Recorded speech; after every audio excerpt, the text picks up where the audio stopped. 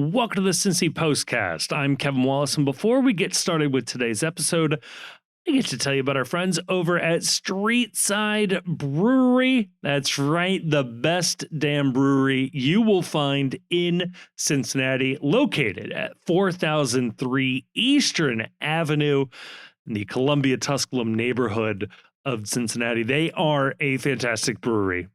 You should already know this by now, okay? They have a wide variety of beers that they are excellent at. They brew them all at the tap room there. It is a really, really cool setup. It's one of my favorite places to grab a drink. I watched opening day with the Reds there last year. It's a really, really good space. And one of my favorite things that they got going on are events. There's always an event going on there. So this Tuesday from 6 to 9 p.m., it is pint night over at Streetside. I mean, you can always get a pint there, but what's special about pint night is that for $10, you get a nice little sticker for Streetside. You also get limited edition glassware to pour your beer into, and they offer $1 off refills so long as you have that special glassware. I will say, this does exclude the imperial and pastry stouts, okay? Don't get carried away, all right? Don't give your bartender grief. They got a good thing going there. It's a really, really cool setup. Craft Burger Bros are also there with food. They've got a good burger there. Love the fries. They do a pimento cheese fry. Good stuff there. So give Streetside a look. Give them a chance there, especially on Tuesday for Pint Night. And a huge thank you to Streetside for sponsoring this episode of the Postcast. And on today's episode, oh boy, this team won 2-0 against Toronto. Exciting. We have the Post's beat writer Damon Gumbert here to talk all about the big win this weekend. It's a good time, and we analyze the performance, break down the goals. I think you're going to enjoy this episode. In part 2, it is Patreon questions, including what is a question, and is it okay to wear yellow and black in the Bailey, and if so, what are the circumstances in which it is allowed? Questions to think about there. In part 3, we do look again ahead to Tigres. That's right, we're playing the same team twice. There's not a whole lot to say here, but what does this team roll out against them? A 10:30 p.m. kickoff. Woof. On Tuesday night, a win would see them through to the next round against either Herediano or the LA Galaxy. A lot to play for this week, so enjoy this postcast.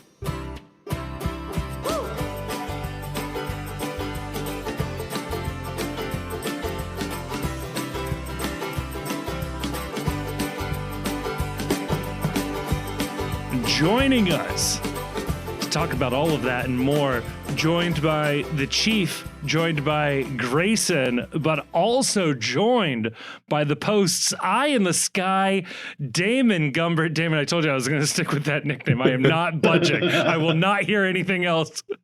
David Gumbert, fresh off of covering, 3 matches in 2 weeks in the press box for the Postcast, figured if anybody has gotten a better view of this team, I don't know who they are. They're probably Carter and Laurel, but don't worry about that. David, how you doing tonight? They do have better seats. They're a little bit closer to the midfield. Are we stuck on eye in the sky, or is that open for workshopping a little? I'm open for workshopping. I'll hear alternatives. I don't know, like, the king of the box, maybe, or something like that. Ooh. I like that. That does feed into my ego. I like that. Right.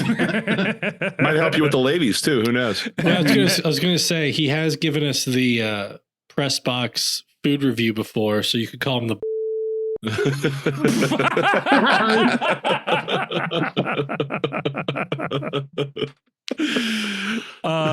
Oh my God, Damon, we need We're gonna you bleep to that. go. Don't worry. Don't worry. I need you to go to all the road games and give us food reviews, and that'll be your column. Damon Gumbert presents Dining at the Box. Oh my God. Well, I don't know where to take the show from there. We are off to a great start. It's later than normal, but Chief, isn't it earlier than normal? Did we fall forward? Did we spring back? The happiest day of the year. I am an unabashed enthusiast of daylight savings time. I love daylight savings time. This year, actually, I was introduced to the fact that there are apparently grown adults with working brains who believe and advocate that we should remain on standard time year round. And I can only assume all of these people are friendless, unemployed weirdos who can spend all day while the rest of us are working out, doing things and enjoying the sunshine, and have no concept of the idea of what it might be like to have an actual friend that would like to do something after work. Right. So these are mole people. They're the worst. They're the worst. And they this is the one day a year that they all infest my timeline on X, the everything app. It's all happening on X. And you know what? I a pox on their house, and the best way that I can exact my revenge on them is, number one, calling them vampire people online who embrace more darkness, and number two, enjoying this wonderful extra sunshine we're getting right now for the next 8 months. Oh, the extra sunshine and the warm weather today led to a beautiful Sunday. It was very, very nice. Grayson, how did you spend this beautiful Midwestern Sunday? Most of it driving. That is a Midwestern Sunday. I was not warned about the spring forward. Okay, it does feel like it sneaks up on us more. I understand this is public information, but like, who can keep? You can't keep track of everything. Let's be real, right? Like, there's so much going on. I'm not like Chief. I can't keep myself like dialed to 10 on like every single issue. Like, I'm not going to worry about daylight savings time. It's none of my business, frankly. I wasn't worried about it either until I met all these weird people that don't like it. Like finding someone that's like, you know what I hate? Pizza. It should be banned. It's like, wait, what? I just had like kind of the usual experience where I woke up, I looked at my alarm clock. I was like, oh, I can sleep in a little bit, but then I picked up my phone and I saw it was later than I thought. And in the fog of war, I thought that I had the power outage or something. And my alarm clock just went off. Wait, hold on. How old are you and you have an alarm clock? I was just about to comment on this. What? Like, what kind of Comfort Inn ass hotel are you staying in that there's an alarm clock with, I'm assuming, an old iPod 30-pin connector built into it? So I don't have that. Actually, this is like the first year I'm actually considering pitching the alarm clock, because for years I have woken up to 92.7 every morning. I couldn't even tell you what that is. WVXU. Sure. We're listening to the radio on an actual radio that also tells the time in the year of our Lord 2025. Look, I feel compelled to correct you, Grace, at 91.7. Sorry. Been driving all day. Sorry. You're right. If you're going to say that, you also have to say it's 91.7 WVXU, WMUB Oxford. I'm a contributor. I'm a sustaining member, in fact. Sponsored by the John D. and Catherine T. MacArthur Foundation. Learn more on the web at macfound.org. They've run out of gifts that I'm interested in, I'll tell you. But Also sponsored by I1 Unique Eyewear. I1 Unique Eyewear is my favorite sponsor. Wicked cool eyewear. I-the1.com. You don't also like in the shops of Oakwood. You don't like the investment professionals at Ball and Gaynor? Ball and Gaynor. There's also, which one is Knight the Foundation? Which is the one that's arguing for a more just and verdant world? I think that's the Knight Foundation. A just, verdant, and peaceful world. Yes. But good stuff. But these days, I am considering just pitching the alarm clock because listening to NPR in the morning is not for the weak. Are you trying to wake up? Because when I think of something that like really, it's just like, oh my God, I have to get up right now. It's not Marianne Zalesnik. She seems like a lovely woman. It's not a lot of pep in the morning. Like if you were like, like Turd Burglar and Finn in the morning on some like 91.5 zoo show. Yeah, maybe I would see that having the energy to wake you up. NPR, I'm not there in terms of ease in. I typically, again, things change, but I'm a hit the snooze button 4 times person. But these days I jolt up and I'm out. Like I get it. 3 words in, it's like, shut up. Stop.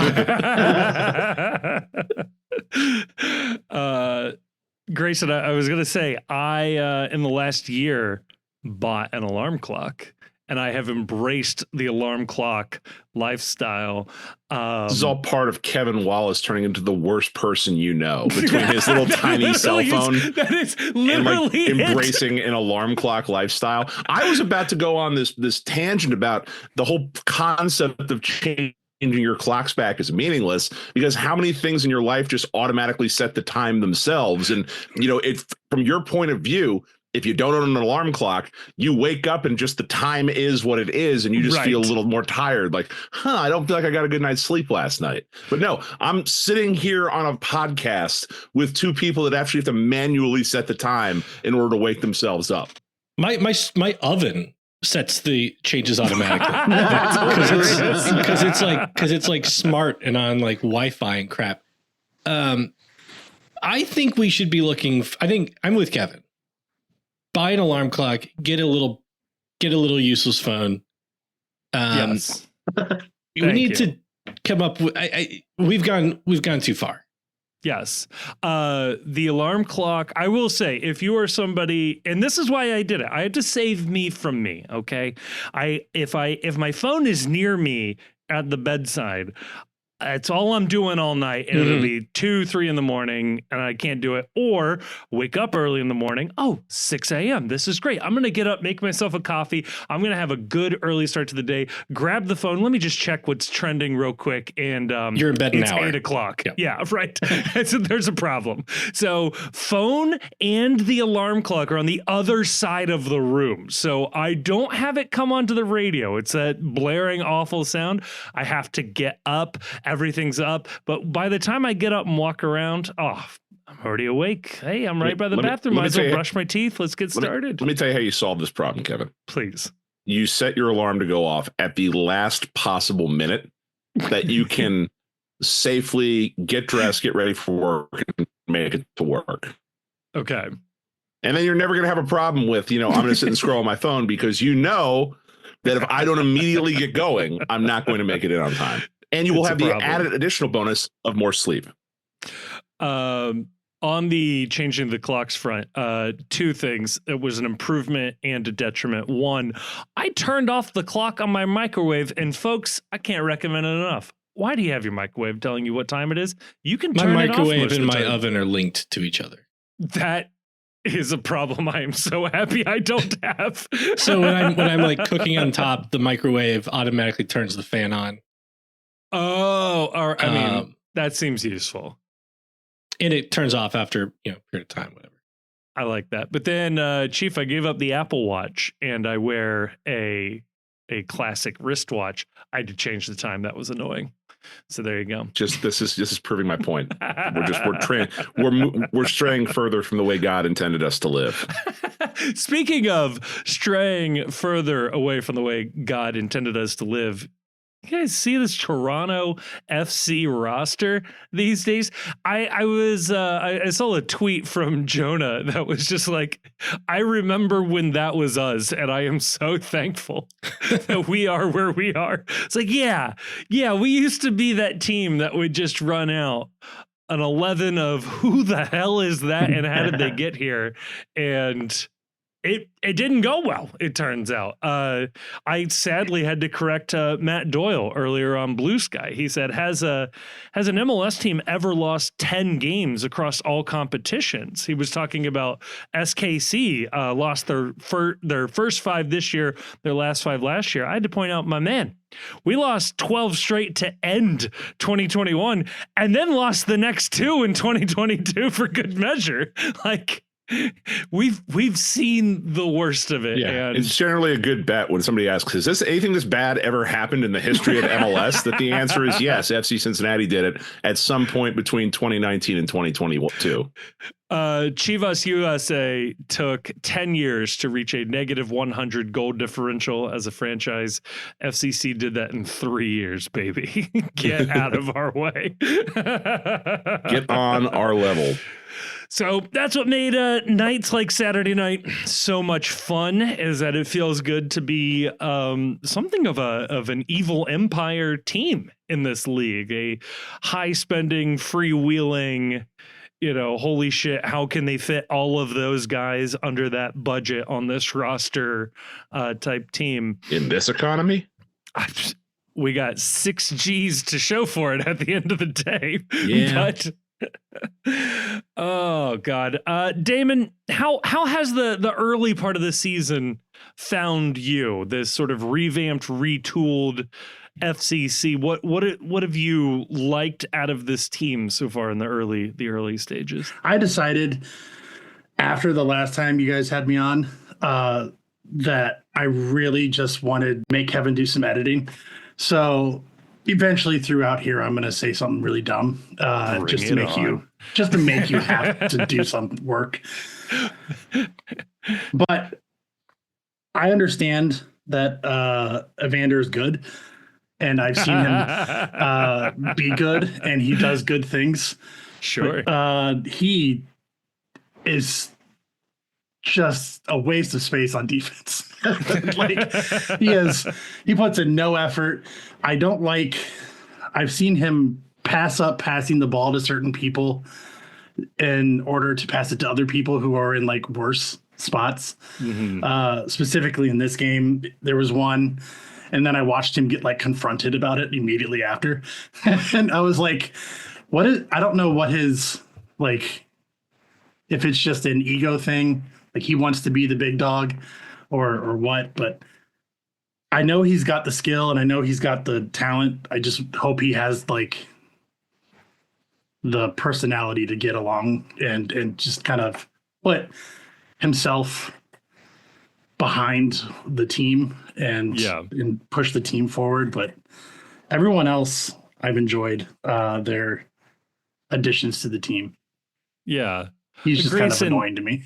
The Athletic did their anonymous GM survey, which FCC was featured everywhere, getting votes for best coach, best player, best this, that, best defender, best midfielder, all of these good things. But what was it? One GM said Evander is currently running or working at like half pace or something like that. Yeah. So it was really interesting because Evander was, so to back up, give context. Yeah. The Athletic, the soon to be union, formerly union busting sports section of the New York Times. We may have to give them their dues. Yes. Publishes annually an anonymous GM survey of MLS GMs, and they do it in 2 parts. One is more like who's the best forward, who's your MLS Cup pick, etc. And the other one is more, what's on your wish list for changes MLS might make. I think it's like more of an open-ended question segment. The second part is not going to be published until Monday, tomorrow. Okay. Or today or yesterday, depending on when you're listening to this. And FC was all over it. They had players getting votes for best midfielder, best forward. 2 guys get votes for best defender. Cool. Pat Noonan was up near the top of best coach. Chris Albright was up near the top for best GM. So, it shows you how well regarded, I guess, up and down the roster and staff the team is across the league. But there was, I think, a thread worth pointing out, which is, Evander was brought up multiple times. And, it was one of the questions is, who is the most talented player in MLS not named Lionel Messi? The far and away choice was Evander. Although there was an interesting quote under that. It says, it's Evander when he wants to play, one CSO said. CSO being not Cincinnati Symphony Orchestra, chief soccer officer. That's 90.9, by the way. Yep. Let's see. One chief soccer officer said, I think Evander is really effing good. And that's why I think since he's going to win MLS Cup. And another GM said, the Evander move for me is a game changer. He's going at half speed right now. So cool, but why do we get half speed Evander? Right. I don't know when these questions were asked, to be clear. Right. And that's just code for he's going at half speed because he's not fully integrated into the team. It's not like that is not he's dogging it on the field. That just means basically that we are not seeing yet what he is capable of when he gets more time with the club and when the coaching staff does the work necessary to bring him along with the team and fully integrate him with the team. I read this article too. I suspect there's a little bit of recency bias going on here because I don't get the sense if you would have asked GMs and chief soccer officers and whomever this question at the end of last season, I don't think Evander's name would have gotten brought up as an answer to this question as often. I think that the fact that Cincinnati, with its reputation for quality player acquisition, spent $12 million. I think it's one of those things where there's a certain vibe of it, like the scene in Saving Silverman. Yeah, it's authentic. I paid a lot of money for it. It's like, well, yeah, he's good. We paid a lot of money for him. It's not to say he's not really good. I just get the sense that he's gone from being undervalued / valued to now slightly overvalued because he came with such a high price tag from within the league. Because there are a few players that would fall into that category, and I mean, including the guy he replaced, who is a former MVP winner. So to say that he is the most talented player in the league, I think that's a little bit of an overstatement. Well, you know who got no votes for most talented player in the league? Aaron Bupenza, because he's not in the league anymore. Another one is Lucho. And again, that feels disrespectful to me. That's quite crazy. Frankly, I know he's not in their team anymore, but for my guy to get no votes. Not a vote. Remember who's answering this question. It's the type of people that don't want to reward that kind of behavior for a player. Sure. But the other thing, Chief, that you're talking about is with Evander, it was reported weeks before we got the deal done that Dallas put a similar bid in for Evander. Yes. And I think Portland paid like $8 or so. To be clear, I'm not saying that we overpaid for Evander. What I am saying is the fact that we paid what we did for Evander has now led him, I think, to have his value, not cash value, but value in terms of talent. Evander's suddenly in the minds of a lot of people, I think, became a better player the minute he drew an eye-popping sum like that. Like the Evander that existed the day before he got sold is the same Evander that existed the day after he got sold. I just think that number and that sale and the amount of money he commanded changed some opinions and inflated some opinions upward of Evander that I don't know that they might end up being right. But like I said, I wasn't hearing Evander as the best player in MLS at the end of last year. I don't think he magically got better between the end of last year and this year. I'm going to push back on that. Like, I think people were saying that about him. He was a top 3 MVP finalist. He was in the finalist category. Lost to a lot Messi. Of pundits picked him. Yeah, as their MVP last year. Got votes when Lucho didn't. Not that Lucho deserved it last year, but to compare their seasons. I'll also push back a little bit on what Damon was saying, and I'm not, not to really disrespect not to disrespect the Box King over there, but what I like about what I'm seeing with Evander is that there does appear to be progress with Evander as we're going along. He comes into the match in Honduras right after being signed. He scores an all-world talent goal against the team that had kind of packed it in a little bit at that point in the match. Yeah. He looks okay in the New York Red Bull game. He looks a little better in the Chicago game where he actually scores a goal in that game. Philly. Not Chicago, the Philly game, sorry. Yep. In the Philly game, scores a goal. I thought he looked a little better even still against Tigres. And in this game, he starts off on the bench. And when he gets into the game, the team moves from being dangerous to actually creating a finished product. And in fact, both goals, unless I am misremembering, are directly the result of Evander. Evander is the person who plays the ball into the box that leads to the handball that creates the penalty kick opportunity for Denke.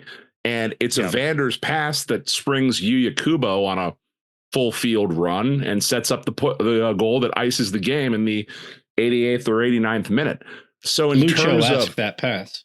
Very much so. And it's like many people are saying. And isn't that what we've been asked? Isn't that what like the ask was of Evander when we talked about this team and the offense needing to start clicking a little more, is that we need him to start doing things that create opportunities and things that make the team dangerous. And that's exactly what he did. And he did that in limited minutes in this game. His defense, it's hard for me to get super excited about his defense, considering Lucho didn't play defense either, like selective defense from Lucho Acosta. And they had this Toronto team pretty much bottled up at whatever speed they were going for the entire night. I don't know that I needed him on a night where he's being rotated to come in and start playing defense like a bat out of hell when Toronto was kind of locked down the entire match. So do I want to see more out of Evander? Absolutely. I'm greedy like that. And I want this team to start scoring 3-4 goals a match. But I at least see progress with his integration into this lineup. And, it's they don't give him a goal contribution on the PK creation, which I think they should. I agree. But, what does that make now? That's now 2 goal contributions in consecutive MLS matches, or goal contributions in consecutive MLS matches. It's all you can ask for a facilitator in your number 10 role, I think. Yeah. 2 matches started 2 matches in Major League Soccer that he started, and a goal and an assist. 2 assists? Assist-ish. I think he had. Yeah. I think he had an assist against Motagua in the first game. Yes. And he had a goal and a goal. Yes.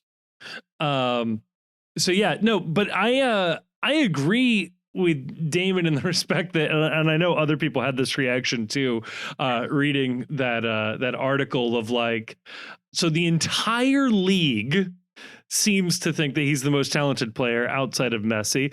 FCC was also the most, I guess, the winner, but got the most votes for MLS Cup winner from the CSOs.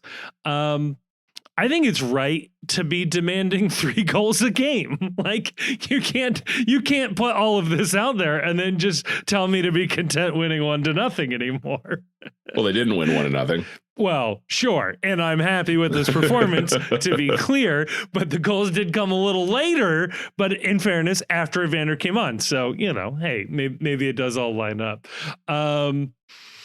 Should we talk about this game? Damon, I appreciate you starting us off with a massive divergent that touches on the Athletic. Like a flaming hot take, too, and I love that. That was good. That always. I like that a lot. We go into this one against Toronto. We were heavily favored, I will say. Pre-game, I have 2 notes here. One, Chief, I will echo your comments. Bachfest home match needs to happen every single year. Get it together, MLS. I think it should be our home opener. Like, I'm happy to start on the road for a couple of games, but regardless, we need a home game at Bachfest. That's incredible. I have a feeling that this will be a later season tilt within the next 2 years. Yeah. Well, fair enough. Maybe it's our welcome back from the winter break home opener,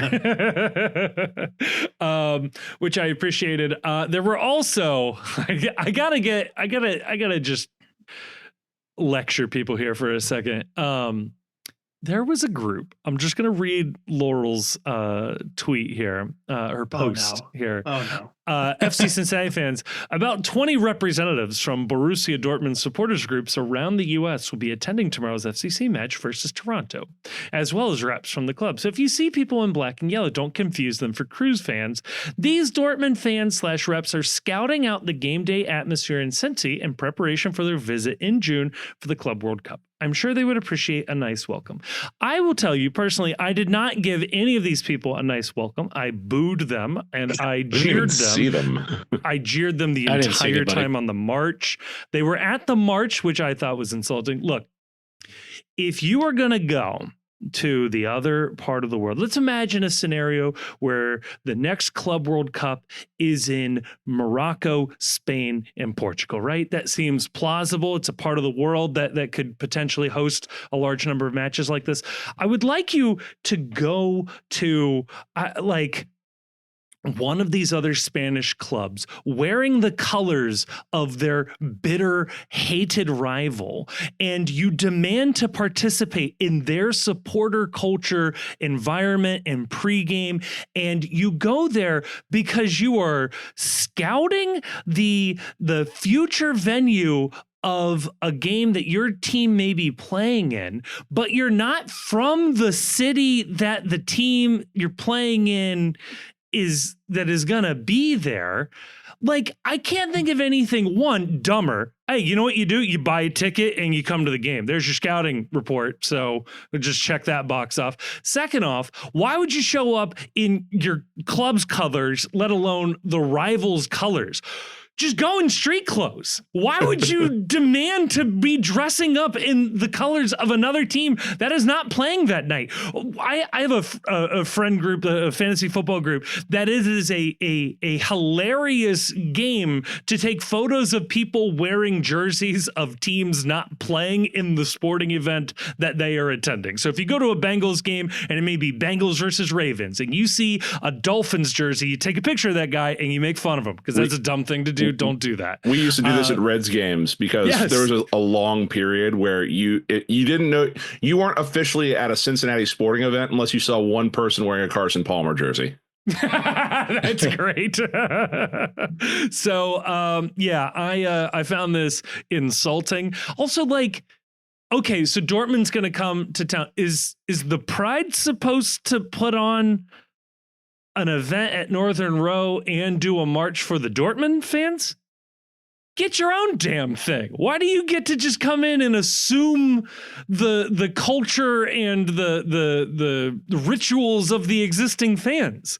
Go do something else, or just Do your own march. Why do you like come and like, what's the brigade doing? I'm going to take this. That doesn't bother me. The only thing that bothers me is I agree with you. I agree with the other point though. It's like you're showing up to scout a game. You don't need your team's not playing, man. Just put a t-shirt on and come to the game. Like I don't need. Here's a night where you can tell me you're a Dortmund fan. I don't need you to be repping Dortmund at an MLS match. Like, cool, enjoy it, have a beer, come hang out. You don't need to wear your Dortmund kit. It's kind of a harder move, actually, to wear the Dortmund kit on your Dortmund scouting trip. But having said that, please, I do want to do one of these scouting trips because if this was paid for by Borussia Dortmund, that's a grift I can respect. And like point. That would be reason enough alone to root for FC Cincinnati to win CONCACAF Champions Cup, because I want to be appointed to the scouting group that goes to wherever this is being played the next time. I want in on the grift. I want a free trip. I will pledge as we sit here right now. I will show up in jeans and a t-shirt or whatever attire is respectable and neutral to go to that game if FC Cincinnati is paying for my plane fare, my hotel accommodations at a 3.5 star or above hotel. I give you premium suite tickets to a game. And a premium ticket to the game where hospitality, beverage, and food included, please. Yeah. That's the scouting trip. I will make that sacrifice for the FC Cincinnati fan community. So Kevin, please. I think you're being I know I'm being extra here. I think you're being extra, but I don't think you need to feel insulted. Okay. But I guess I have two reactions to it. One is it is I think it's lame. I'm not going to boo anybody to their face on it. I think it's lame to insist on dressing up in like colors that aren't necessarily welcome in a stadium when your team isn't even playing in that stadium. Right. And then on top of it, for there to be this like preset like kind of lecturing tone. Yeah. To be like, oh no, you have to, like, your betters are here. Yeah. Like it reminds me of emissaries from Europe are here. Right. And it reminds me of like the stuff where it's like, well, you have to understand, even though a player's still under contract with you, a team from Italy wants him to play for them. So you kind of have to accept that your team has to keep paying him and he's not going to be playing for you anymore. Right. Like you have to accept the terrible. It's a little bit of like, like these are your betters. You kind of have to step down and realize like you're not as important, you know, whatever. And it's like, you know, these were Americans as far as I know. Right. When I pointed that out to them, I said, no, there's two people back there from Germany. And, you know, being a Cincinnatian, I respect, you know, German heritage in all forms. No matter how you want to honor your German heritage, I respect it. They were here first. Speaking of things I have to believe. but like it's lame. And you know, I'm not going to say like don't support a European team. You know, I've done it. We've all been there. But you know, I guess like people are going to react however they're going to react. Like you don't need to lecture them or tell them like you're not allowed to do this, because if it was reversed. And wear you Schalke colors. And you wore a Schalke shirt to a game between like Dortmund and Hoffenheim. Right. Like you would get booed or worse, and people would say, well, you should have known better. Right. Oh no, I'm actually going to be in the yellow wall wearing Schalke colors. Thanks. Yeah. And I'm here on a scouting trip. I'm not saying we should be that way, but there should be a little bit of perspective that like, we're not being performative. Like we go to the game because we genuinely like the team and we like the city, And that's what we're there for. But also I'm with Chief. If someone wants to pay me to go to the premium seats in Europe, I'll wear whatever you want me to wear. Someone I think was fighting with Laurel because she was talking about it in the press box, saying that nobody, even when Dortmund comes and plays, nobody should be able to wear yellow and black in the Bailey. I love it. You know why I love it? This is why I love it. The Philadelphia Eagles, your Super Bowl champions, went to go play a game in Brazil earlier in the NFL season, and they weren't allowed to wear their own damn colors because it was the colors of the rival team of that soccer stadium, okay? Either that is extra and they should have been told to shut up and Philadelphia wore green, or it's a legitimate sporting concern and that your home field stadium, your home field advantage should matter something. It's a crazy take, but you know what? I'll defend to the death your right to take it. Thank you. Thank you, Voltaire. Should we get to the lineup of this team? This was there were some changes afoot.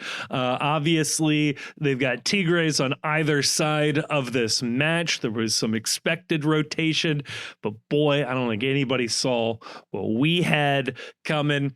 In goal was Roman Celentano. Your back line was Angle, Hadebe, Robinson, and Powell. And that's right.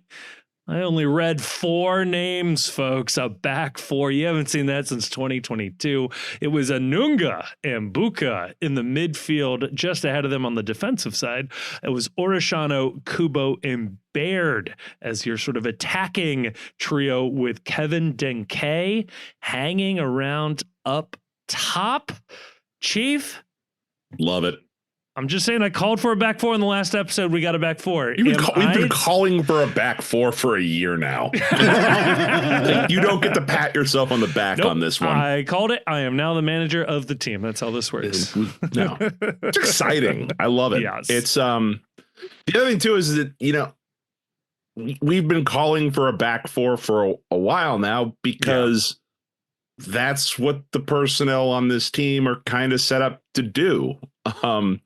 You've got Miles Robinson, who looks profoundly uncomfortable in the center of a back 3. He really does. You put him as one of 2 center backs in a back 4, then all of a sudden, he knows a lot more what his responsibilities are. His responsibility is just one half of the field, and he's not worried about figuring out which portion of the central space he needs to occupy himself in. Yeah.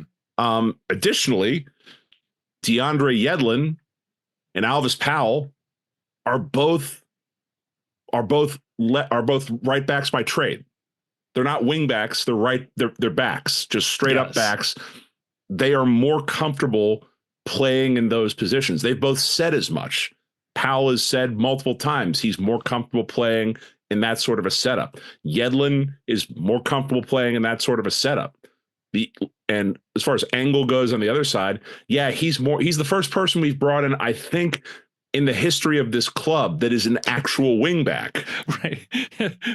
But even before he got here, yes. Yeah. But even he said, you know, this is something that I'm accustomed to. It's not that difficult to make that transition to changing your responsibility on the field. And as a result of this, and I know, and the entire overarching theme of this is it's Toronto, and Toronto is terrible. So it's hard to take a ton away from this. But if you watched this game, the back line retained its shape a lot more cleanly. They dealt with threats a lot more calmly. And as a whole, the team just looked more comfortable playing in this style. Yeah.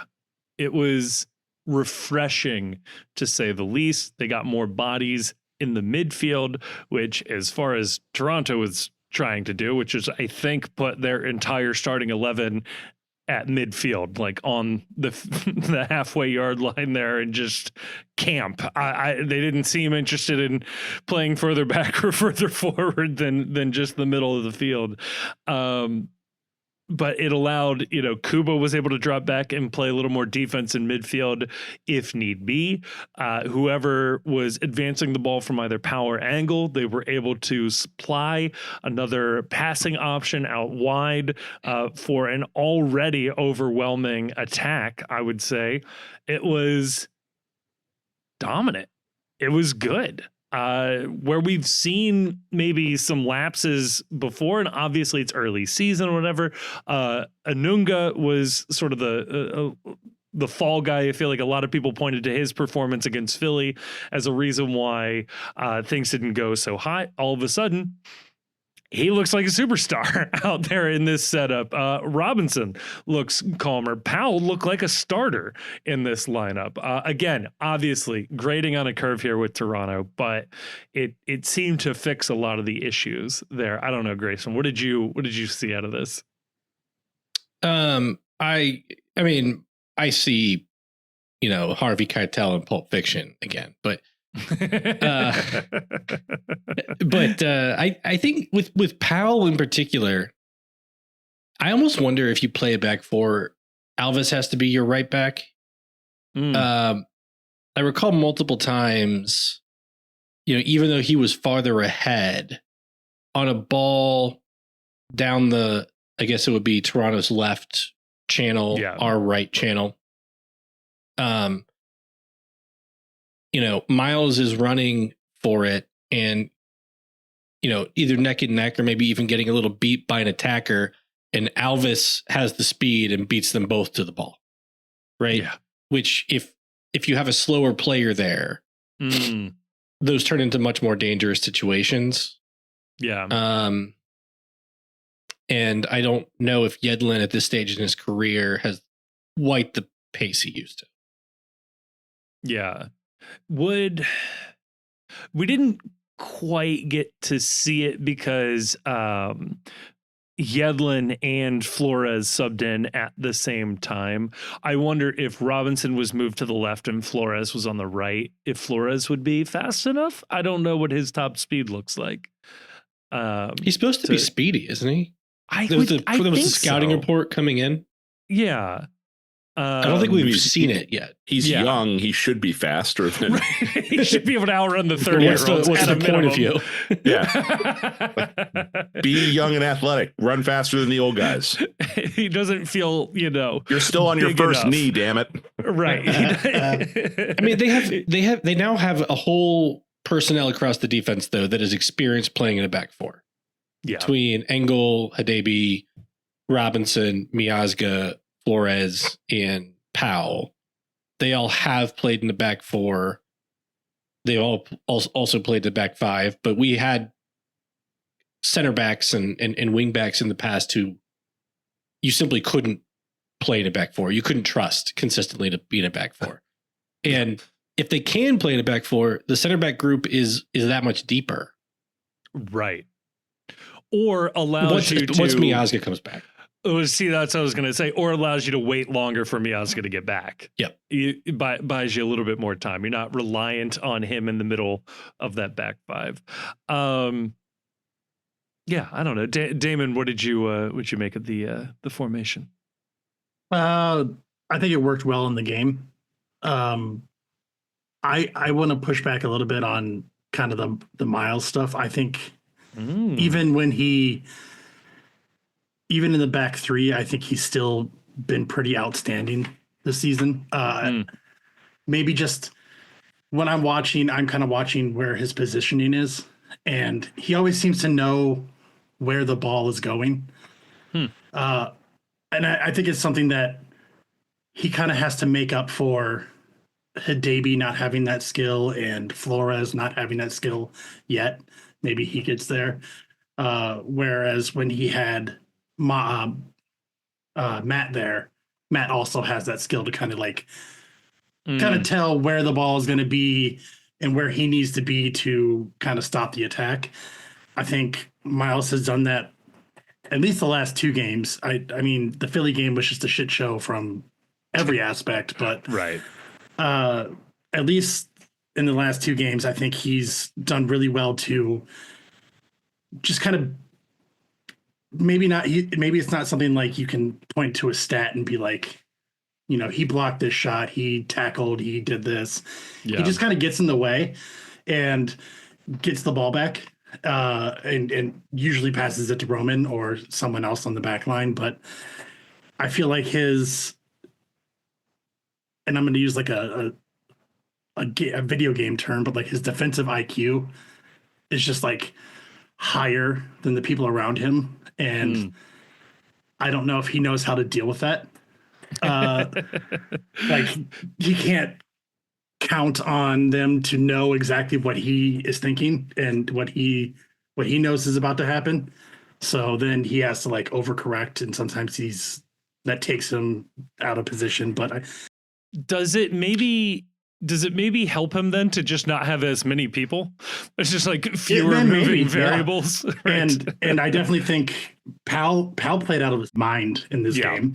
But I do think Yedlin still has that speed. I've seen him do it a couple times this season. Maybe it's not like a prolonged thing. He can't do it all the time. But he still has that catch-up speed. He can still, chase down the ball and get in the defender's way to kind of like slow down that counterattack. But yeah, Alves was insane. Like and very like aggressive. Like he was body checking people like a hockey player. Like we were loving it up in the suite, like up in the press box. It was, especially Carter. Carter loves him some Elvis Powell. And he was eating it up. He was just loving it.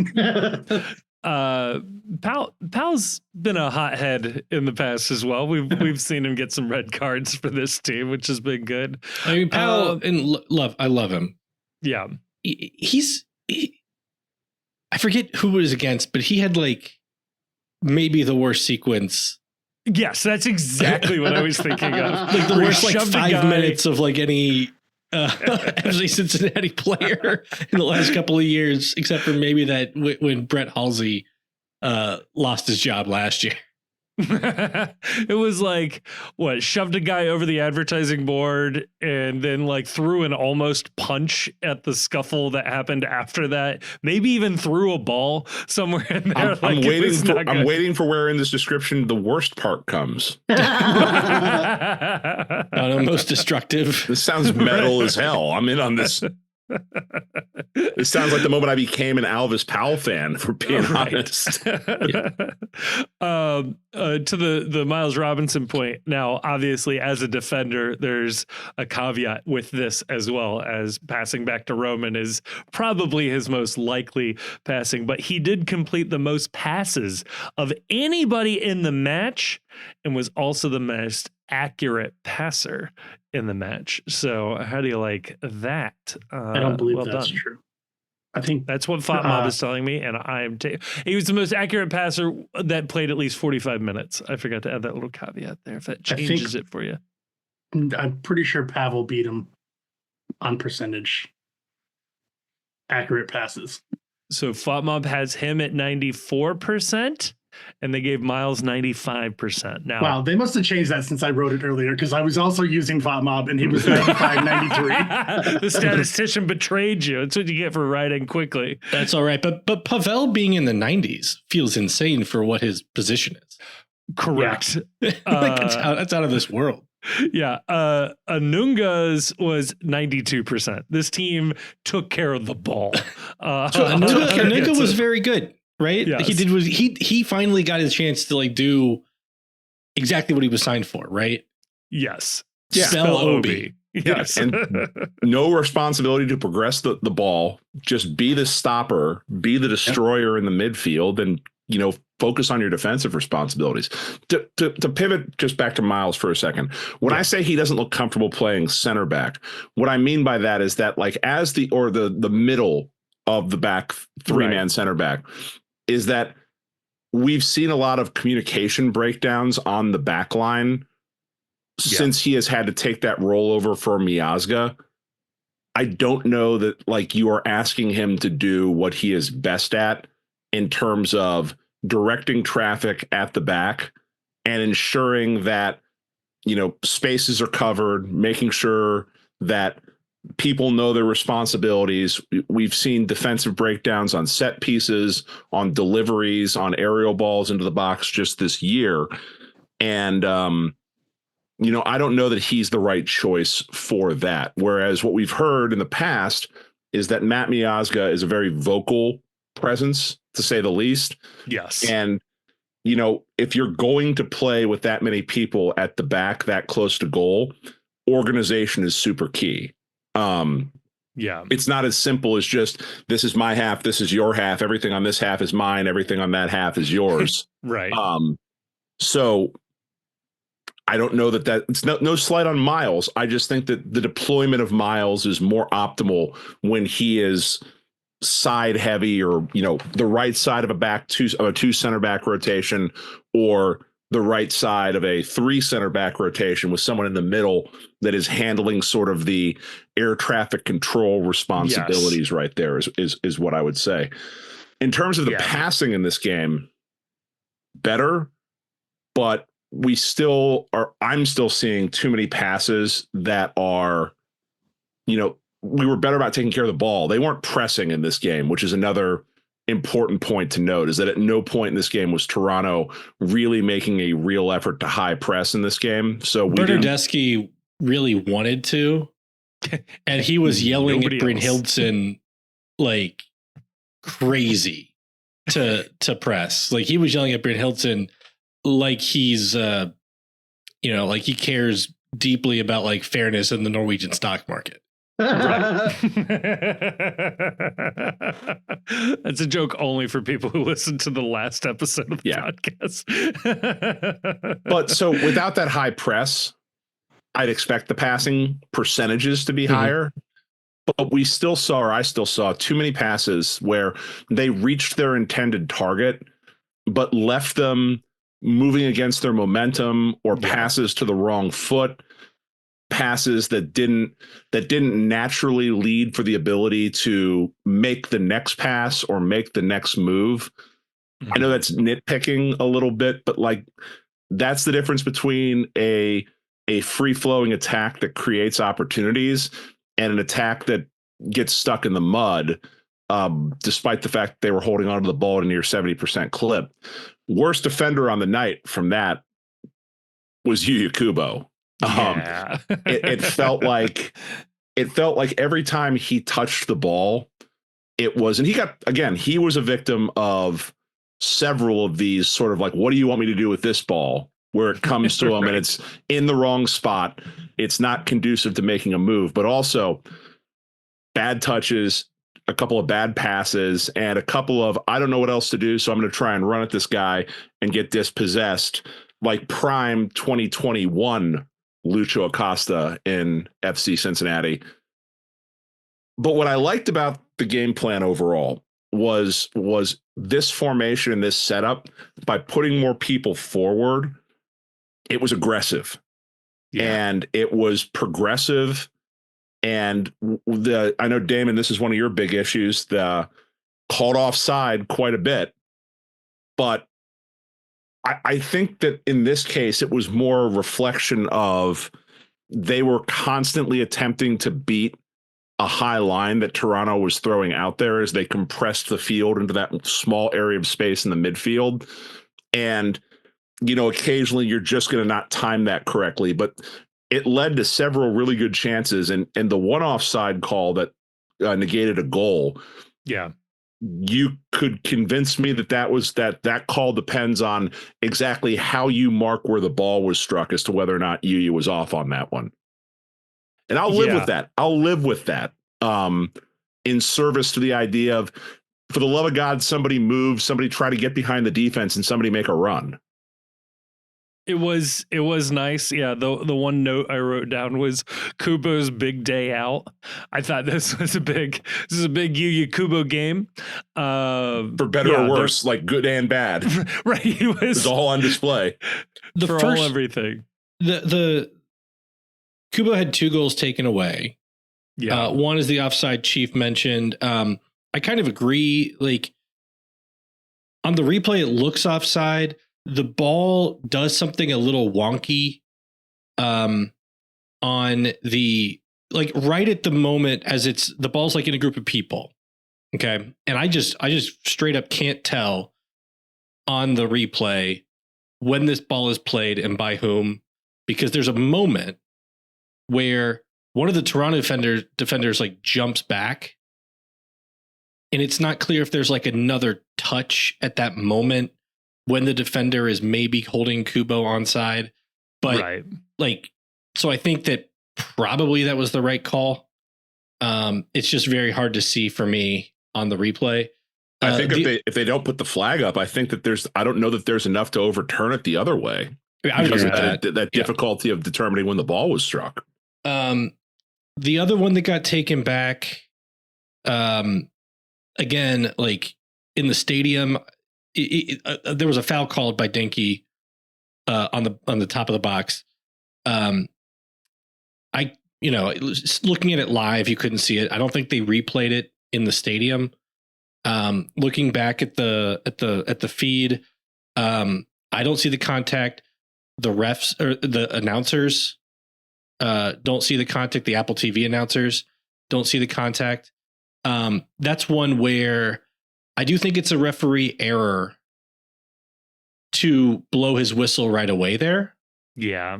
Because even if he wants to call the foul, by blowing the whistle, I think he blows it right around the time Kubo takes the first shot. He makes the play unreviewable. Right, because the sound of the whistle changes the way everybody plays. This is why it's unfortunate, but this is why they basically instruct the ARs, and I'm talking out of my ass here. I don't know if they actually instruct them, but the ARs keep their flags down on these close call offside calls and then make the judgment afterwards. Because if you throw the flag up early, you got to be damn sure of it, because it absolutely will have people switching off on the play. And then if it leads to a goal, and VIR like overturns it. Yeah, like you can't do that. So yeah, I agree. They should have absolutely done that. It really does look like the defender gets spun around and loses his footing. Yeah, he's spinning around on one foot and falls over. Now maybe he bumps Denke in doing that, but I don't think it's a foul. They don't look close enough. Right. It doesn't look right. The one thing there is that the referee probably has the best view of whatever it is than anybody. So not to hand it to ISIS, but if you are going to assume some degree of professional competency. And I won't counterpoint, they're scumbags and they deserve no benefit of the doubt. But Kubo getting, 3 goals, 2 of them taken away. Pretty good. Pretty good offensive explosion for a guy that was sitting out earlier this season that I thought had a pretty poor start to the season up until tonight. It was nice to see that. Also, on that last one in the 78th minute, where the ball pops out of the scrum, I think if it stands, Corey Baird gets an assist on that one, which would have been nice. He had a nice little run leading up to that. He needs it. He desperately needs to find the score sheet in some way. Yeah, it was in many ways it was the Yuya Kubo day. You saw just about everything out of Yuya Kubo. You saw a couple of really good runs. Yep. You saw a goal. You saw a couple of goals taken back. You saw a couple dribbles that went to nowhere. You saw a couple of good passes, a lot of bad passes. You saw one pass that was so bad that it led to a yellow card, I think, from Evander, maybe, or I don't know who had the Evander. Where the pass was so bad, Evander had to go and foul the man that was taking the ball upfield to prevent an odd man rush. Yes. So, you know what? This team needs a little bit of chaos energy every so often now that Lucho's gone, and I applaud Mr. Kubo for providing just chaotic energy in all facets of the pitch in this match. Yeah, for a non-Argentine, I think Kubo did have the most Acosta energy, previously to this, and I'm glad he has maintained it and kept it there. Baird in this one as well. I just want to highlight him. I thought he did very well. The man has earned a goal. Look, I'll take one. He's trying. I'll take one for the team. I think we'll all take one for the team. Baird, come on the postcast. FCC, bring him on the postcast. He needs the bump. Get the bump. He'll get a hat trick immediately afterwards. He worked his ass off. I agree. Corey Beck. Come on. No, worked his ass off in this game. Should have had like 2 more goals. He keeps hitting the post or getting weird bad breaks, man. It's so tough for him. And yeah, let's go to the first goal. It does come off of a VAR given penalty. It's hard to deny. I don't think it's particularly controversial. The man is jumping. His arm is out there. He has made his arm unnaturally big. He knew he did because he immediately tucks in his arm after the ball hits it, which is always a bad sign, rather than just embracing the sort of natural state of your arm when jumping. And if I didn't know better, I'd say Evander was aiming for his arm more than anything else. Good strategy. Gets the penalty. Anybody else curious about who was going to take this penalty? I was immediately watching Evander and Dinke's body language. I don't know, Damon, what was the thought up in the press box? It was a literal conversation. Immediately after the penalty got called, which I was watching, they had the Apple stream on the TVs in the press room. Nice. So like after when they were like thinking about taking a look, they weren't communicating with the press box like at all about what was going to happen or anything like that. So I just kind of like leaned back, was watching the TV, saw him like stick out his arm and get hit by the ball. And I'm like, yeah, it's a pen. Like, right. What are we doing? Why didn't this get called immediately? That's insane. But immediately after they decided to do the penalty, Carter turns to everyone and goes, "Who's going to take it?" And I was watching, and like Dinke is immediately like strolling forward above everyone. I'm like, yeah. I think we know. I think we know who's taking it right now. I was watching them closely. They walked together for a second and high-fived, and then Dinke took the stroll. So I don't know if they're going to agree to take every other. Dinke started this game. Evander had just subbed into the match. I don't know if that plays into it. Or maybe Dinke is the approved taker. I was also thinking dark horse candidate. Orishano, probably pretty good at penalties. He was out on the field. He had subbed off already. Oh, he just subbed off. Okay. He subbed off. Yeah, he subbed off, and they did like a hockey line change right 10 minutes, 60th minute maybe. They do a hockey line change where Evander comes on, Yedlin comes on, and Flores comes on, I believe. Yeah. So Evander had only been on the field for about 13 minutes when this penalty gets awarded. Dinke, big time signing, great striking ability. Bad penalty. Not a great penalty. Don't love it. Also, I know he's our guy. I hate the stutter step. I was gonna ask you. I hate it. I hated the stutter step. It almost felt like he almost lost balance, honestly, like on the kick. Is it a weak penalty because he knew where Johnson was going? I watched this. I slowed it down. Okay. I went frame by frame on this. I don't know what Kevin's reaction time is. I'm going to assume it's really, really good based on the ability he has to control the soccer ball. Before he makes contact, the keeper is absolutely committing to going left on that PK. So I'm going to hope and I'm going to give the all-world talent the benefit of the doubt and say that he saw that and gave the appropriate amount of effort to make sure that his kick was good. It was a bad penalty. Maybe it's because I have an alarm clock, but I just like it when guys run up and smack the ball with authority. Right? Come on. Oh, did you see the highlight the other day about the guy that did the no run-up PK? That he just was standing at the spot and fakes like he's taking a step back and just kicks the ball. I love that. It was awesome. This guy's my hero. There with the fake shoe tie where they like go to bend down and kick it as they're bending down. That's always good too. Just no to the stutter step. Don't love the stutter step. Don't love the build up. Yeah, I was in the Bailey right behind a tuba, which was exciting. But no, it turned to my buddy Prent in the Bailey, and he immediately goes, just please no stutter step. So yeah, it's I'm going to say a universal opinion at this point. I love you, Kevin. Do whatever it takes to make, but I'm not going to love it. Right. Now, we didn't like Acosta's penalties. Sorry, he won us over. So, his penalties in a row. They got better as he went along. Once he became the defined PK taker, I think that. Yeah. And also the person who I think deserves some credit for that is friend of the postcast, Evan Loro, for forcing Acosta to up his game. So that's a good point. Denke just needs a little more refinement. A little more time. Yeah. If you go back and watch the replay too, Evander is immediately behind Denke. Nobody else is near Evander.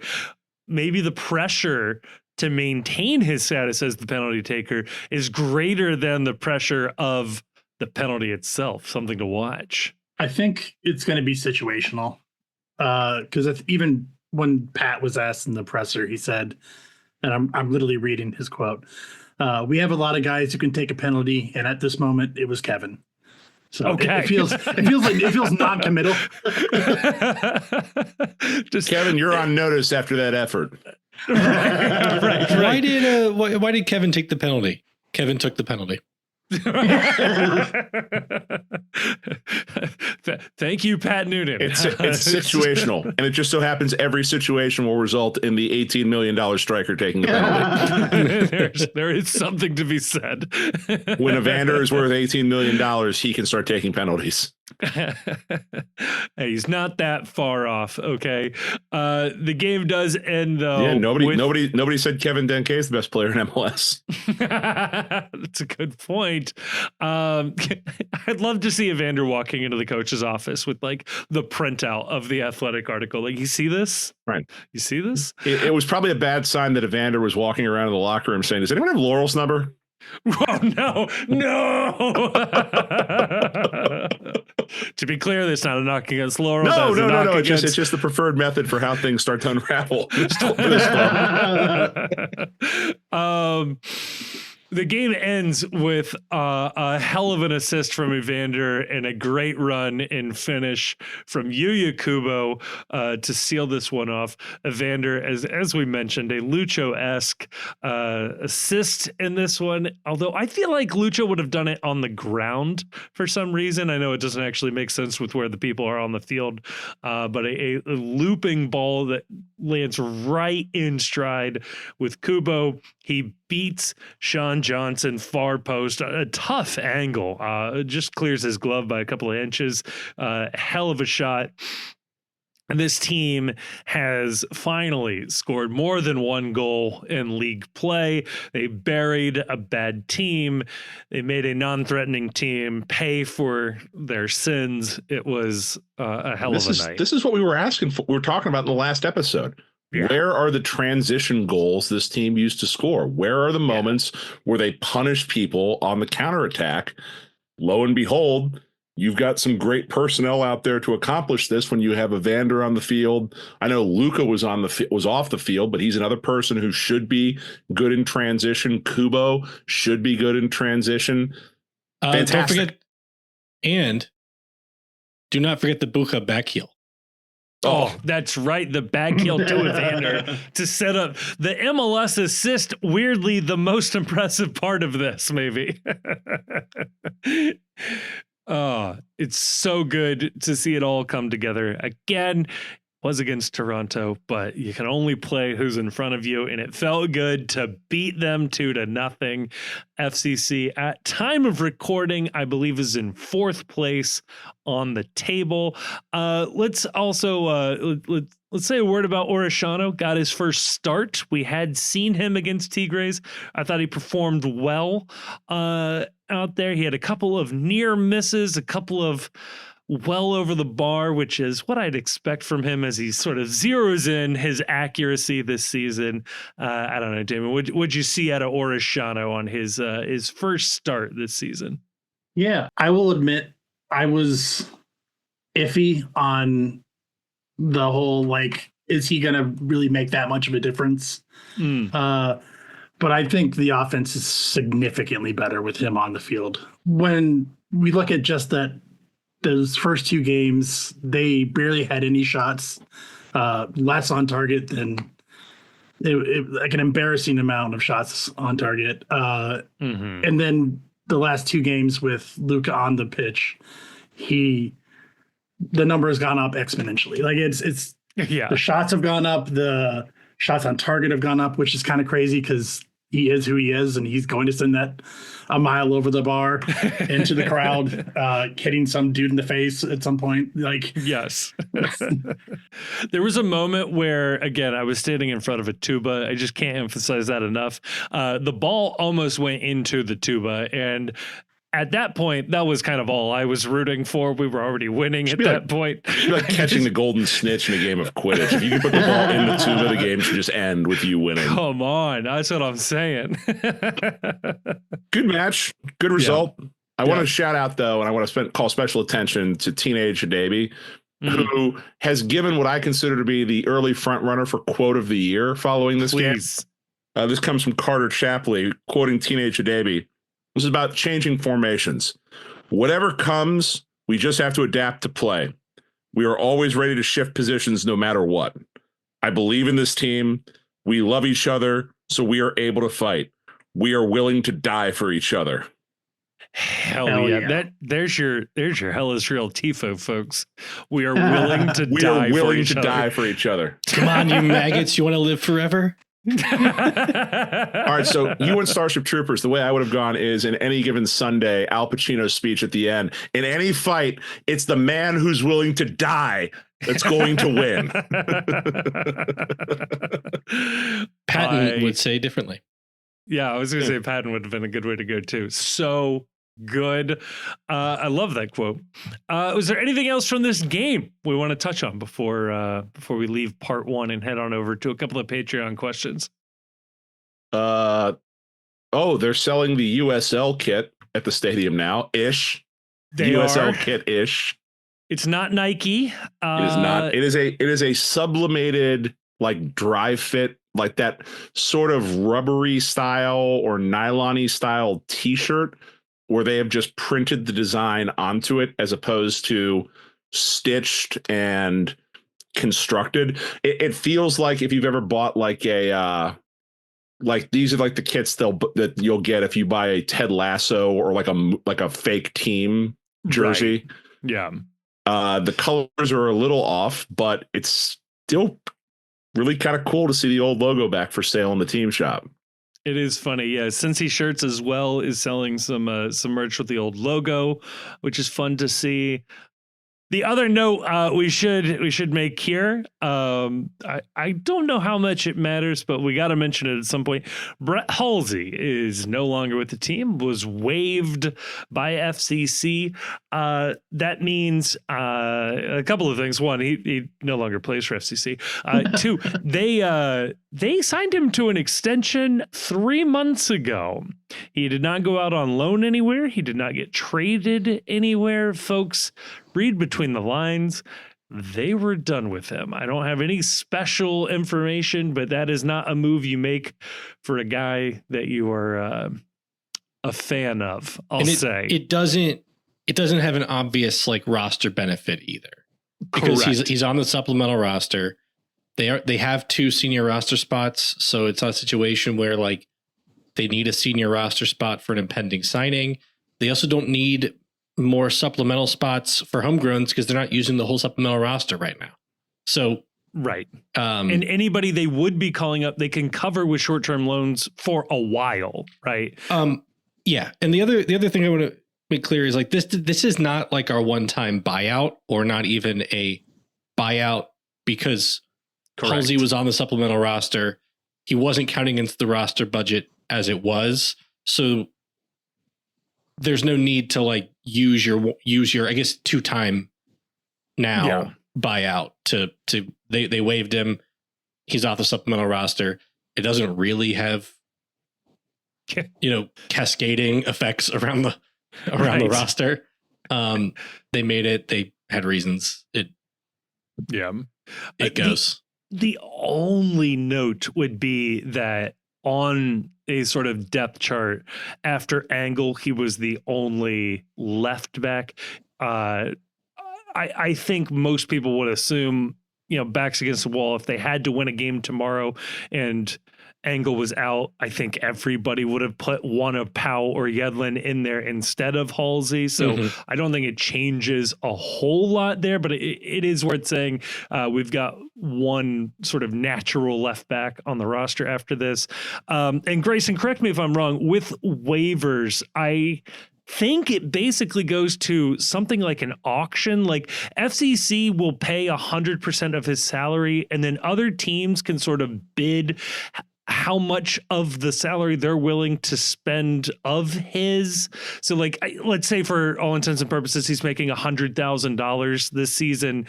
If somebody is willing to take him, but pay $0 and somebody else is willing to take him, but only pay $20,000, it would go to the team that's willing to pay $20,000. He'll still make the full $100,000. It'll just be split. FCC paying $80,000 in that case, and the new team paying $20,000. Is that generally how this works? Yeah, I mean, typically the way the waiver process works is the team carries the salary and budget charge of the player, other teams bid, and they get whatever, whoever bids the most gets his contract. And then you are stuck with whatever portion of the player's salary budget charge the new team doesn't cover, but the player is whole. Yeah. The situation, the waiver situation people might be familiar with was like Fernando Adi. He went on waivers. The Crew got him, I think, for league minimum. Yeah. And FC Cincinnati had to use their buyout on the rest of his contract to keep him from getting a to keep him from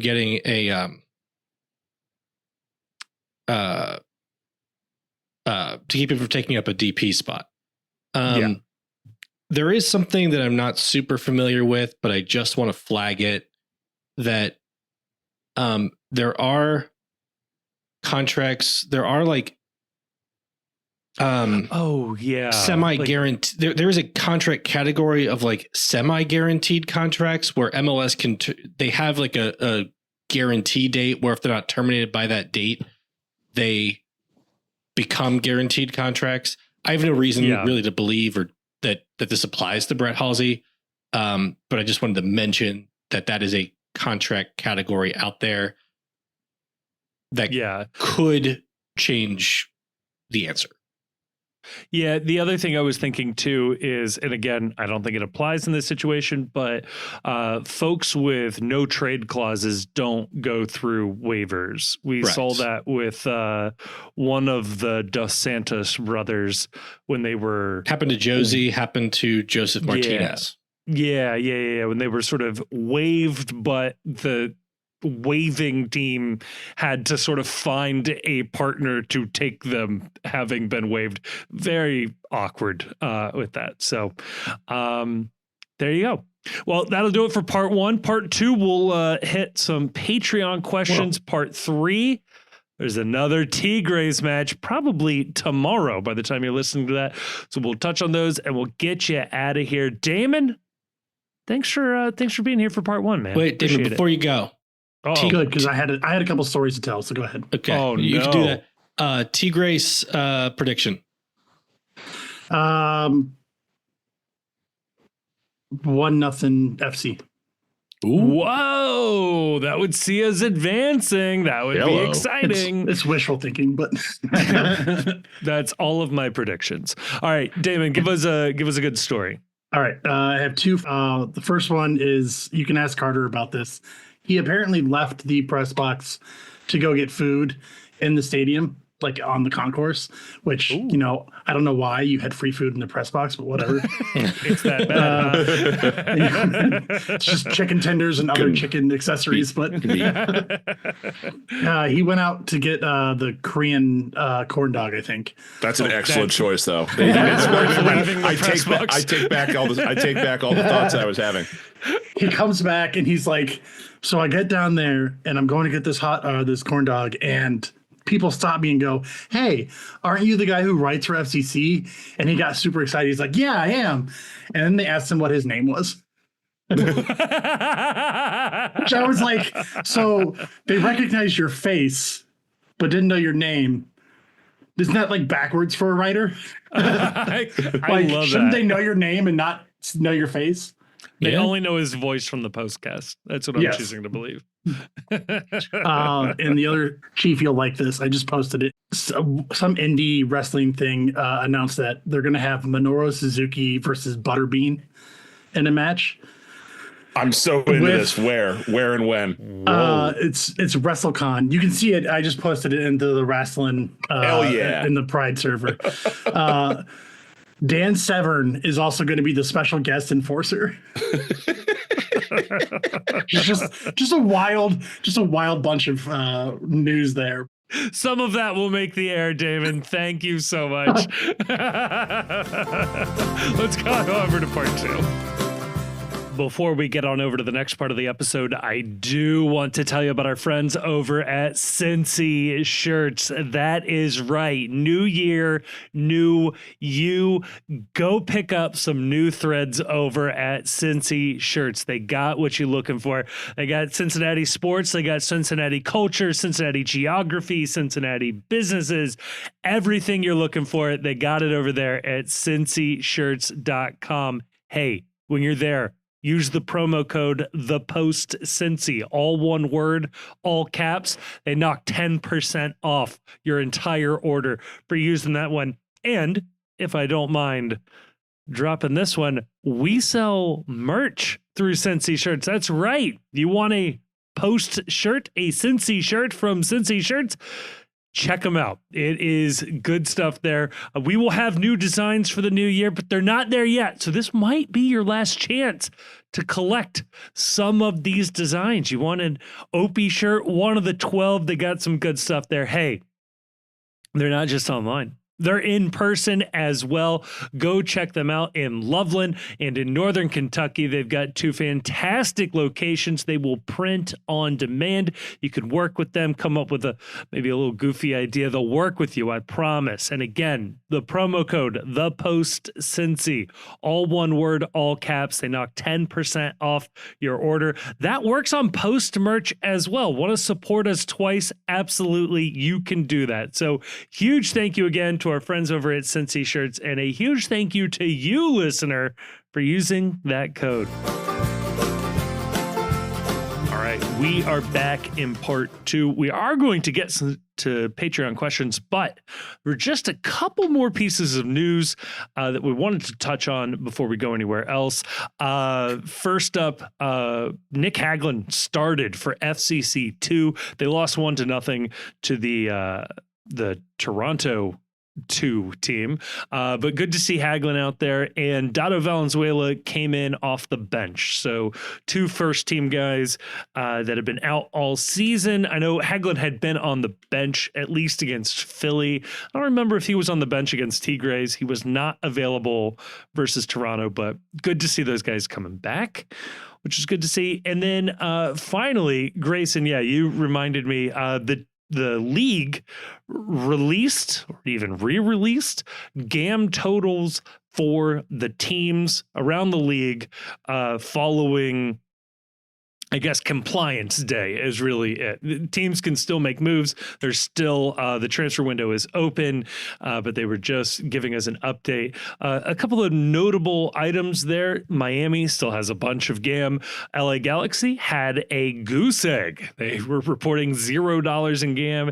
And FC Cincinnati, in a way that I think is way funnier, had $6,000 in GAM, which is somehow more than 0, but feels worse to me. It feels like somebody on the team is getting paid $6,000 less than they should be somewhere. But just give the $6,000 to somebody. Like, right. Like who needs an extra $6,000? Like, here you go. Don't spend it all in one place. Next goal gets $6,000, whatever that looks like. Great, actually. But Grayson, you pointed this out. I tried to point this out in the Discord as well. That $6,000 or even the LA Galaxy 0 doesn't quite tell the whole story. This team probably still has some flexibility, right? Yeah, I mean, maybe. Right. Because all we're getting is because one, we don't have a number for how much targeted allocation money the team has used. Yeah. That's important because those are like owner provided funds. So you would think you would use GAM before TAM, right? Before you're digging into the owner pocket. Number two, there seems to be some confusion online, and I'm not going to take a side on it, right? Over whether the GAM totals reflect for teams that like FC Cincinnati are currently going with, at least to start the year, with the U22 model versus the 3DP model, whether the GAM total reflects the $2 million bonus you get for the full season or only $1 million that you get essentially until the second window, at which point you can either, if you've used less than $1 million of your GAM bonus, you can switch to the 3DP model, or you can stick with the U22 model and have that $2 million GAM bonus for the full season. So there seems to be some confusion online about whether these totals either do or do not reflect the full $2 million in the GAM bonus, or whether it's just different on a team by team basis. Yeah. There's no clarity on that from any reliable source as far as I've seen. And then we know that for transfers, you can convert up to $3 million of GAM, but nothing, as far as I know, requires you to immediately convert the full $3 million in GAM. Right. So a team could, especially if they know they're expected to report how much GAM they currently have on hand, they could theoretically choose to convert just the GAM that they need at the moment. And then when they need more, take an additional conversion from your transfer fees. And we know from at least we suspect from the Lucho Acosta deal, you add in the Barreal loan fee, they should have enough outgoing transfers to convert $3 million of GAM. And so there is, I think, an open question over whether they did, in fact, take that full 3 million conversion.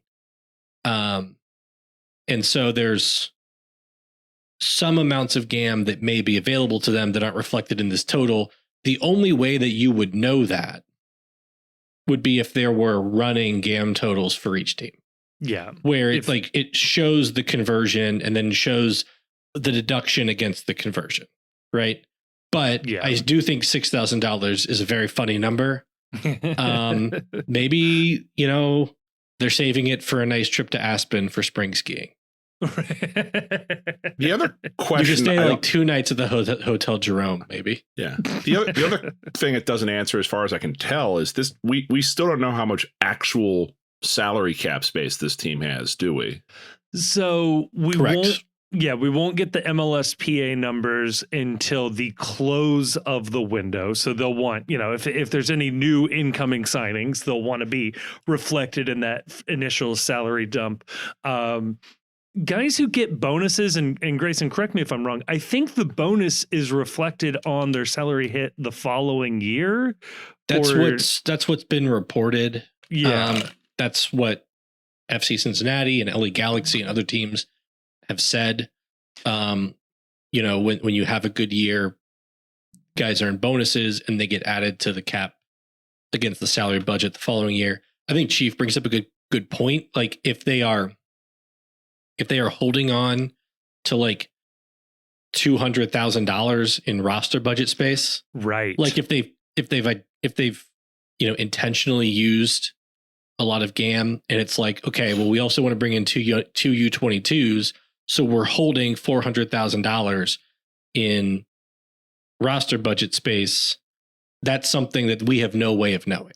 Right. Correct. And that would give them the ability to bring those players in. You would look at this and say, oh, they're out of GAM. They can't make any more signings. Well, if they've got the salary budget space to take on a U22, if they've got that $200,000 or $150,000, then it doesn't matter how much they're spending in transfer fee. They won't have to use any GAM to do that. And that space could have been created by buying down salary with GAM. So they could have already left that space sitting open, and they just don't have to report it at this point. Yeah, and the only way to know, like the stuff that the holes that we've identified, how much TAM they're using, how much GAM conversion they took, how much of the GAM bonus for going with the U22 model the number reflects. Yeah, how much just empty roster budget space they may have for whatever reason. There's no way of knowing any of that right now.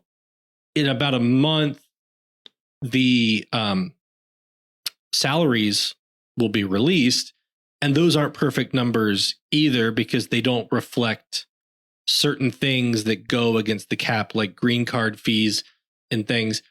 But people who aren't me are going to be able to take those salary numbers, look at the GAM totals, and kind of backfill to a decent level. Yeah. What of all the available resources FC Cincinnati and other teams are doing, are using. So it doesn't feel like it would be that much of a give for them to just have this information available. But these are steps in the right direction, like going with the roster profiles last year. Right. So who's classified as TAM, to a certainty who's on a international slot, to a certainty who's got a DP who's being bought down, etc. That was a step in the right direction. Releasing GAM totals is a step in the right direction, a big step in the right direction. So, I'm optimistic that we'll get to where we want to be at a certain period of time. And I think that the concerns that like having full roster transparency is going to make it harder to negotiate player contracts. I just don't buy it. Right. Because most of these agents and teams are negotiating with teams that aren't subject to salary caps at all. Right. So some agents like, oh, well, you got like $500,000 of GAM left and you're negotiating against a Belgian team. Well, the Belgian team can just pay whatever they want. Right. So why would you ever come here? Right. You're right. So if that Belgian team is going to pay it's going to pay more than I want to pay, they'll just sign over there. Yeah. Also, okay, sure, man. Yeah, you see I have this much money left over. I need flexibility for all this other stuff. Like, it's just a part of the negotiation. Like, I'm going to need to be able to buy out. Frankly, because you'll be able to lay out for agents and other teams to say, look, this is what I can do. Right. I'm literally giving you the maximum amount, assuming your client wants to play on a competitive team. I'm not bluffing. This is what I have because I have to sign other players too. Right. So I'll say in terms of how I track this, I do this sort of irresponsibly. People have maybe seen my spreadsheet floating around there. For the record, I have us at like $2.5 million of free space. But this is how I calculate it. I put every dollar possible available to the team in here. So TAM, GAM, the full salary cap, the GAM acquired via transfer. I realized I don't think the $75,000 for or $75,000 in GAM for Kevin Kelsey's rights counts against that. So I think I'm even undercutting us a little bit because that was technically a trade, not a transfer conversion. But I'm putting it all in there and I am counting it as all the same dollars. Like literally TAM cannot be applied in all of the same ways that GAM can be. So again, the way I'm doing it is slightly irresponsible, but if I just sort of get a total number of dollars that we have available minus the total number of dollars they kind of sort of have to spend on all of these players, I kind of sort of end up with some vague numbers at the end of how much we're over or under. Again, I have FC Cincinnati with $2.5 million. They're reporting $6,000 in GAM. Somewhere in the middle there is probably how much roster flexibility this team has. I'll say if they have $1 million available, that's enough to bring in 2 U22s or potentially enough money to switch to the 3DP model. If they've got like $1 million, or if they've got $2 million, they could switch to the 2D or the 3DP model if they were able to bring in somebody bigger this summer. For the 3DP model, you will have to remember not just have enough GAM to pay down your current roster, but also have roster space for that new DP. Yeah, you will need the $743,750 this season to account for them. And I will say if FC Cincinnati really only has $6,000 of total resources available to it for signings the rest of the year, then someone needs to talk to the head coach about, you've talked about in press conferences about, U22 attackers and U22 midfielders. I don't know what I may have said, but those aren't coming. Right? Like, and I'm not saying those aren't coming, but I am saying that or that with the coach knowing that, like openly talking about players they're looking at, their hands aren't fully tied, whether that means, they have plans to move a player on or whatever. Yeah. No one knows. Yeah, right? that'd be the other piece. Like the worst case scenario, they do have 2 buyouts. Mm-hmm. I'm not itching to buy anybody out unless like Alec Can just wants to retire on good terms. Right. And you say like, great, we're going to transition you to a coach role or whatever. And I don't mean like I want him to do that. I just mean, I don't see an obvious buyout candidate on the roster, given how we think the staff thinks about the players. Right.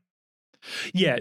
And it's unfortunate that like Can sticks out because he's one of 4 goalkeepers and he's coming back from injury. And we've seen like, you're probably not going to buy out your homegrown goalkeeper who seems to be doing pretty well as a youngster. You're probably not looking the homegrown to trade goalkeeper is on the supplemental roster. Right. And Evan Loring is on the supplemental roster. Right. So you have 2 senior team or senior roster spot there. Yeah. And unfortunately, though, he doesn't offer you a ton of roster flexibility because he doesn't make all that much money. He does maybe get you 1 in, 1 out, a U22 player. But yeah, there's 2 international spots left over with this team. In general, they seem to trade for about $150,000 to $200,000. So maybe there's a buyer out there if they were desperate. That gets you 1 U22, right? Because the U22 is going to be international. Yeah. Doesn't have to be, but almost certainly will be. Well, and if you're acquiring somebody within the league, they are only allowed to do 1 cash transfer a season, which you've already done with Evander. So you can do 2.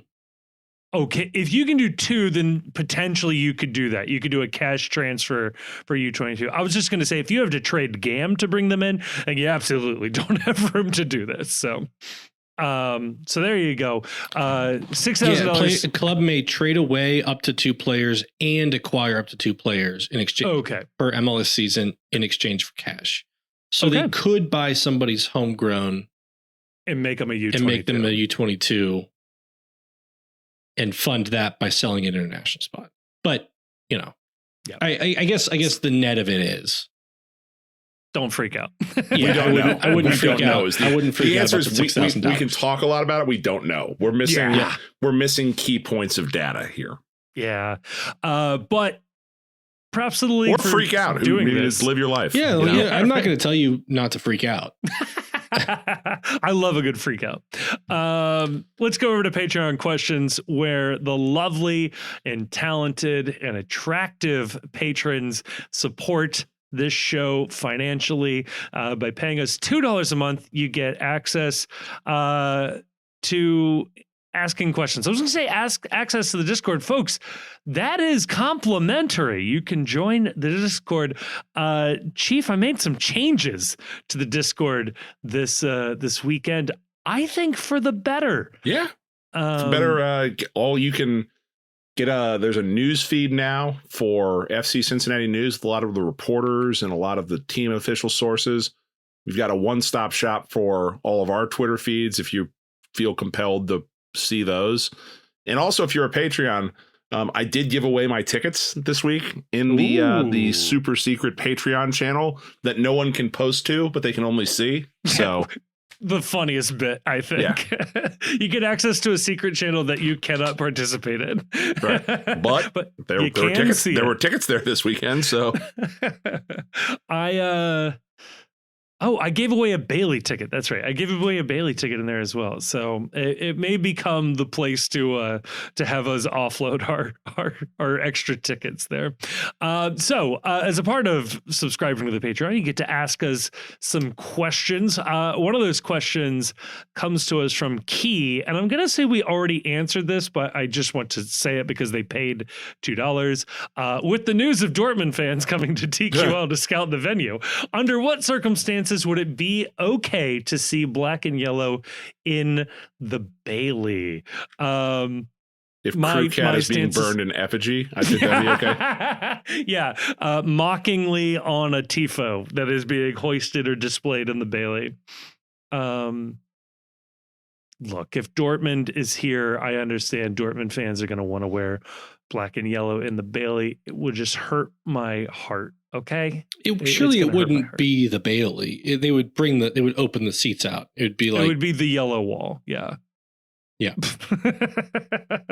And that's important that we make that distinction.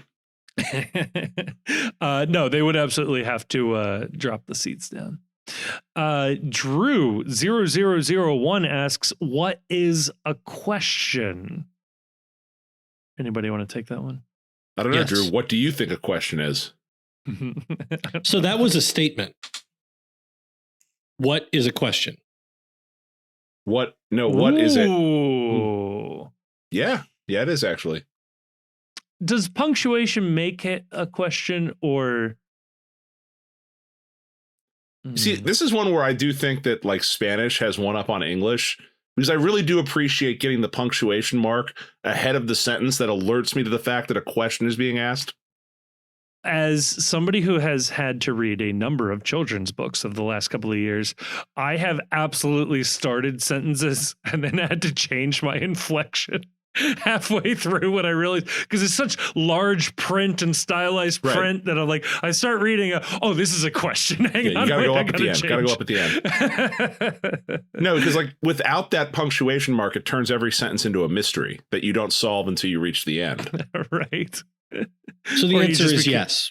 Yes. What is a question? Yes. What is a question? Correct. James Pooley. Oh my gosh, this is a good question. What would be the tipping point that would cause you to paint a Noonan out tifo? Some kind of scandal. Ooh. Like like to express the sentiment of Noonan out, you can concoct a field related scenario where it's like you get to the end of it and you're like, yeah, it's time to move on. Yeah. But to paint a Noonan out tifo, get me pretty motivated. Yeah, gotta be pretty motivated. Yeah, it's gotta be like crime of moral turpitude type situation. Yeah. And I'm not gonna put that on Pat. I don't think it's in his character. No. I was thinking it would be really funny if after just like years and years, I guess if he genuinely does starve his child when he does a bad golf day. Dinner is actually contingent on his child's putts. I was thinking like let's imagine a world where like Noonan is here for 10 years and it is genuinely like very successful. This team is winning a trophy every other season or something like that, multiple trophy seasons. I think it would be fun to just have like one day where it's like make sure the pressure is on him and just like the whole Bailey is just just like got noon in out banners and things like that. This is the type of thing where it's like if you're having a conversation, but it's going to be only like it's only going to be memorialized in the written word. Don't be sarcastic, right? Yeah. Because it doesn't jump out off the page as sarcasm. A like tongue-in-cheek noon and out banner, it doesn't play in my view. Right. Unless he's been here for so long, you're talking like 20, 30 years, that it turns into like Wenger out with Arsenal fans, where it was like, really? Or really? I think Wenger got a bad rap. Yeah, sure did. Yeah. We're only finishing fourth. What nice problems to have. Oh my God. It would be funny though to bring a Stam out sign to a match just for old time's sake. I think a Wenger out sign is still hilarious because those were starting to pop up like all over the world at all sorts of different sporting events and things. Oh, there was one of my happiest memories of the Jaap Stam era was that somebody brought a full-on Jaap Stam out sign to AEW Dynamite at the Fifth Third Arena. And so like on a pro wrestling telecast, someone was holding up a Stam out sign. That's pretty funny. We have made it as a soccer culture in this city. Which is funny because I don't remember a painted Jaap Stam out sign in TQL Stadium. I'm sure there were. I don't remember it. It made it to a pro wrestling event, and that's way more culturally impactful as far as I'm concerned. Aaron S. asks, in honor of the Reds opening day this month, how will Cincinnati sports hurt me in 2025? Same way they always do. Starting pitcher injuries. I mean, the Bengals are well on their way to doing whatever the hell it is that they're doing. You're seeing the Bengals are the crossroads. Yeah. The best thing I saw online tonight was that in light of the new contract for Myles Garrett, new contracts for DK Metcalf traded to the Pittsburgh Steelers, escalating costs for all these players. Man, the Brown family is going to be sure shocked to read this in tomorrow's paper.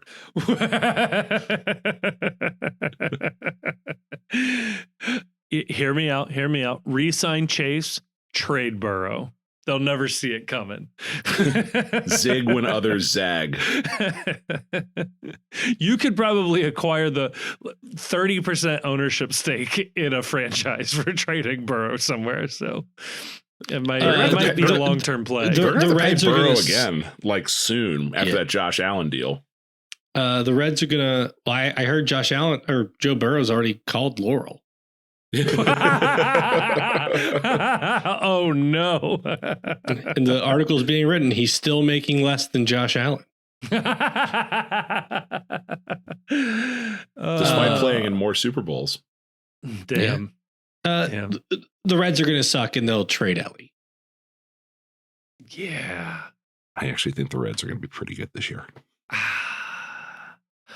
Well, I was going to say, how would they, but if I'm answering, yes, that's how they would hurt you. Yeah. How they would hurt you. That's it. Yeah. But I think the Reds are going to be pretty good this year. The Reds season this year will truly challenge my baseball managers do nothing argument. I really want to see what Terry Francona is worth in the wins column. Is it worth 3 wins? Is it worth 25 wins? What sort of change does a manager make? Let's see. Do we have any other good questions here for today? Yeah, I got this one. No, I'm going to save that. Here you go. We haven't had a Subway related question in a little bit. Titus Plank asks, which FCC related person, coach, front office player, deserves being honored as a Subway station name?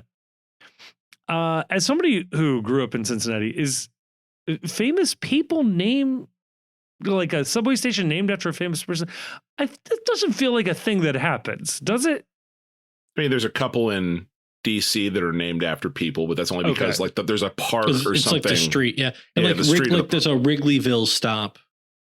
Okay, sure, technically a name, but you have to like go through a couple. It's not it's not directly named for Wrigley. It's went not the through a Sammy few Sosa things. subway stop or whatever, right? The answer to this question is the Carl Lindner stop right. when he helps by contributing $1 billion of his family fortune to finishing the subway. Yeah, whoever pays for it. That's the answer. A lot of people say it was an overpay. The J.D. Bowman stop. It's obviously Jeff Birding. Come on. It's the only man who can build anything in this town. Make it happen, Jeff. We're all counting on you. Oh, love the it. James Donald Bowman stop.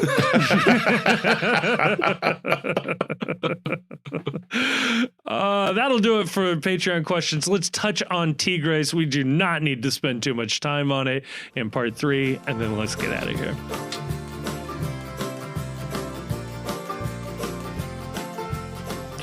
All right, we are back. Tigres on Tuesday night, 10:30 kickoff. Brutal. That's one of those where, like, not to jump to my prediction, but like it'll be around midnight and they'll concede a late goal and that'll be the end of the tie. It'll be super annoying. Like watching an election. It's around midnight and somebody concedes. Right. There's not a whole lot to talk about here other than they did win their league game on Friday. Very annoying that they get an extra day rest. MLS, take note. Maybe flex some of these games around some of these schedule moves here. Would have been nice to get our guys an extra day rest. Yeah, because imagine if the FC parade started just one night at the with the Bachfest parade. Come on, that would have been badass. If the game had been Friday. Oh. That'd have been so nice. Speaking of make that happen, Jeff Birding. Make that happen, Jeff Birding. Also want to give a shout out to Nick, Christy, Mike, and Ty. At least 3 of the 12 are off to Monterey. Nick, Christy, Mike, well, one of Ty. those I guess doesn't listen. Yes, that's exactly what I'm saying. Yeah, there we go. There's a lot riding on them coming back because as it represents a quarter of our listenership there. Wait, okay, never mind. Move on. So yeah, I'm doing the math in my head too. It's perplexing me. Yeah, we'll get there. Fair enough. Get there. A quarter of 12 is 3, right? Yes. Yeah? Yes. Okay. Whew. Boys, you're making me question my reality here. Well, he listed 4 people. I think the implication is that 3 of them are part of the 12. Correct. To be clear, like, I'm guessing that if 3 are part of the 12, they're forcing the 4th to listen, like in the Uber on the way to the stadium, right? Well, we're picking up another listener here, damn it. Fine. Cards on the table. Christy, CST contributor. Okay. So now if something goes wrong with this party of 4 down in Monterey, if their own Uncle Stabby shows up, we'll be down some listeners, but CST will be down a contributor. And I'm willing to look at the math. Okay. I'm just saying. Look, CST contributors can listen to the podcast. CST contributors have been guests on the pod. That is highly illegal. Sir, one of the Weigels, I don't remember which one. I'm pretty sure it was Brian, but I don't want to say it definitively. I don't think I was on that episode. I don't think you were, actually. No. For a minute, it was our highest rated episode by a long shot. Yeah, I think it's still in like the top 25. Oh, man. Anyway. It's exciting that we have some fans down there. That'll be exciting. There's nothing better than the pan to the away section, and there's like 5 people there. Yes. I found out about this if you guys want to get mad about something. So obviously, Tigres shows up to TQL Stadium, and they all had a number of painted banners up in the corner, right? It looks good. Motagua had a number of painted banners. They had more banners, I think, than people, which is always a good look. I thought that was nice. FC Cincinnati fans, while a smaller number, asked to take their traveling Bailey banner into Monterey. They were denied. They were told that was not allowed. Why are we allowing banners of opposing teams if that is not being reciprocated? The thing you have to understand is that Tigres has a genuine soccer culture. No, this is Dortmund all over again. And so you have to respect that it just means more down there. And so, you know, if you know anything about world soccer, of course. Sorry, we're the world football. World footy, football. Please. Yeah. The beautiful game, football. Olga Bonita. Juego bonito. You would know that that you just don't do that in Liga MX. Right, of course. In our Mickey Mouse nonsense that we're doing, where nothing actually matters and we're not actually fans of the team, bring whatever you want in. That's fine. Well, they were also told that the other side of the banner had a Pro Rel for Mexico message on it. Right, you can't do that. You can't do that at University of Tigers. Yes. Yeah, that is a point that I forgot to make the first time we played them. It is a university team. Yes. Yeah. It's a college team. Same with Pumas, okay? People say like we don't want to have college soccer anymore in the US. That's like the best, like in Chile, Mexico, they're all college teams. Yes. It's just those NIL. Like the second or third largest team in Ecuador is a Catholic university in Quito. Yeah. It's cool. Pumas, Tigres, just Universitario. Another sport where I have to hate like Duke or Florida. That's exactly it. Look, this is my argument for like letting, like, I don't know, Alabama into the NFL, right? Come on. That's better for everybody. What about this game? We just played them. There's like nothing else to say about it. It's like try and do better this time. Do we put our best foot forward? Like, do we see Orishano Evander Denke starting in this game? Or is there still like a degree of load management because we kind of want to try, but also we kind of have to keep an eye on MLS? Or do they go all out? Here's a more interesting question. Please. What is the meaning of life? I think that they so they rotated over the weekend. Right. I think that's a pretty clear sign that you're going to see a best 11 go for it lineup. Is it a back four? Oh. Can God make a rock so big that even he can't lift? I've got the book of questions right here if we need to. Why do they keep using the holodeck if it always malfunctions? I say we go with the back four. Of course. Like, the problem is none of this matters. Like, so I looked this up while Grayson was talking. MLS teams are 5, 58, and 14 in competitive games playing in Mexico, no matter what stage of the tournament. Five. Like, 5 wins, baby. 5 wins. And they have to win this game to advance. Or tie it better than 1-1. Yeah, a 2-2 draw, baby. Let's go. Sure. But like, scoring 2 goals in Mexico is a win. That's true, actually. That's a default win. Like 5, 58, and 14. Like, it's tough. It's they could play a back 10. I don't know that it matters.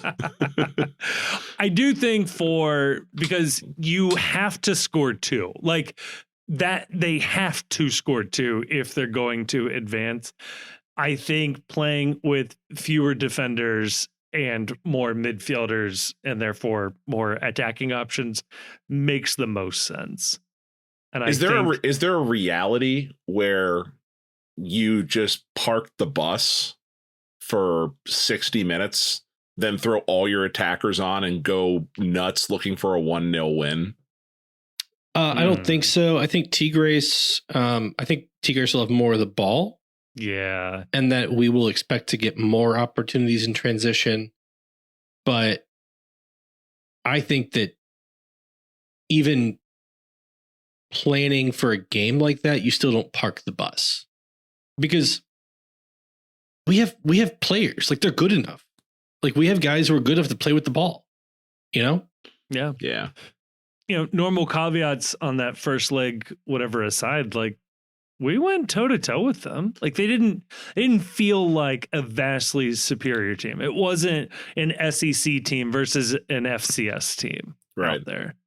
I mean, if you want some reason to be positive, despite the horrendous record of MLS teams. Number one, most of like that record is bull just because it reflects so much of MLS history where the teams didn't have as much money to spend, didn't have as many roster mechanisms. And when they did have those roster mechanisms, they weren't using them to bring in the caliber of players like a Kevin Denke or an Evander. So you can throw a lot of those losses out as just they were hopelessly overmatched on spend alone, which isn't the case here. The first match, Orishano only played, I want to say about 20 minutes, 25 minutes of that match. I mean, he looked very great. Effective. Yeah. Yep. They rotated in this previous game. So Evander should be available full go. Orishano came out early, should be available full go. Obi barely played, should be available full go. Buka is he's like a wind-up toy. He's perpetually able full go. Yeah. So, I mean, other than Matt Miazga, who is not going to be available for a while, they should be able to put out as close to what their optimal starting lineup is right now. I'd kind of like to see him use that back four again and just see what happens. Yeah. Makes sense to me. Let's see. Who do we have after Tigres? It is Charlotte on the road in Charlotte. Yeah, there's no reason to hold anything back. Yeah, you gotta go for it here. If you win, you get either Herediano, which would just be fun to bring Alan Cruz back to play against FCC, or a really bad LA Galaxy team. So I would cheer for Alan Cruz if he was announced here. He's another one of those guys we get asked this question every once in a while, like who's a guy from pre-Noonan MLS that you kind of wish Noonan got? I feel like Alan Cruz could have been at a minimum like a Brian Anunga, maybe an Obi under Pat Noonan. Didn't Alan Cruz score like 6 goals? Yeah, his first year. Like he scored that back-heeled goal against Portland in the home opener in 2019. Man. Yeah, he just seems like the classic like victim of his circumstances guy. Yeah. Maybe he didn't do anything to help his circumstances because he was too busy, working on his boating business. But I got nothing against Alan Cruz. If he played here again, I'd cheer. I'd cheer for his. Yeah.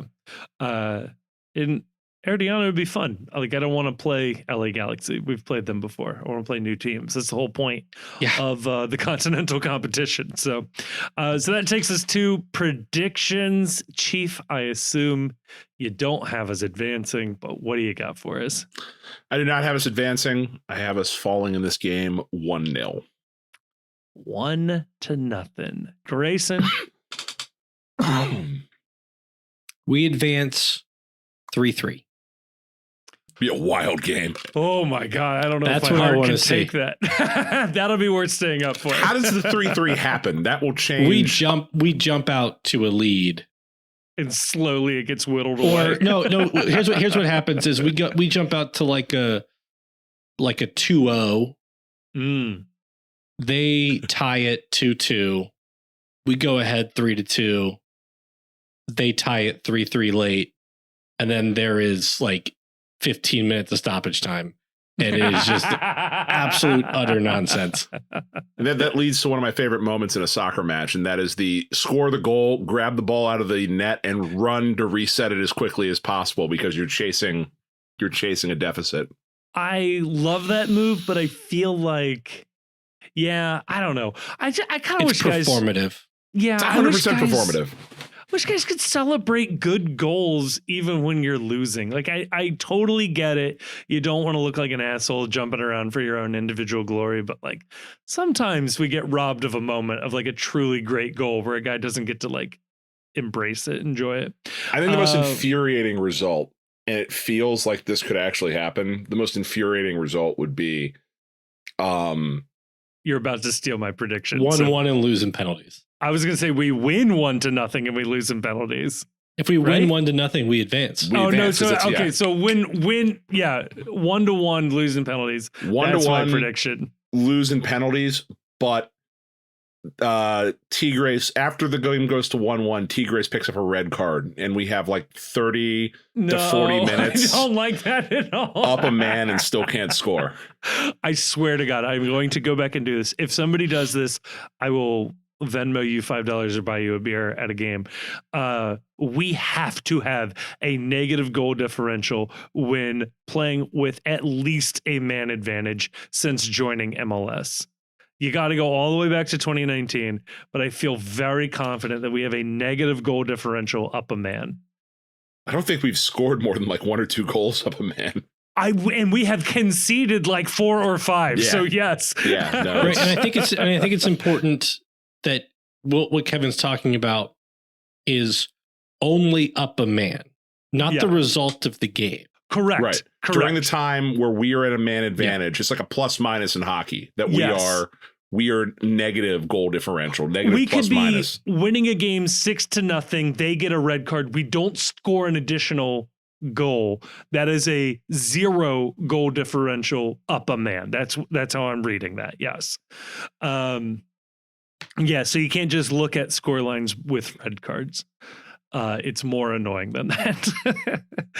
So there you go. There we're feeling pessimistic about this one, but I don't think it would shock any three of us. I'm having us advance. Oh, excuse me. Grayson has an advantage. A mixed bag for the predictions. I don't think it would shock any of us, though, to see this team advance. Certainly not Grayson, as he obviously predicted it, and I certainly remember that. If you want the best reason why this team will advance, it's that it would be the funniest possible outcome that I have to pay for another round of tickets to this dumb tournament. Especially if like Galaxy squeaks through. Right. And I'm paying whatever Elite 8 prices to watch a last place Galaxy team come to Cincinnati. Yeah. How stupid is the table right now? Top of the West, Vancouver. Top of the East, Philadelphia. 2 teams that I thought would miss the playoffs. I thought Vancouver had Spoon written all over them before the season. 3 weeks. It is, but they're the only 2 teams that won all 3 of their games. Something to think about. All right, Chief, get us out of here.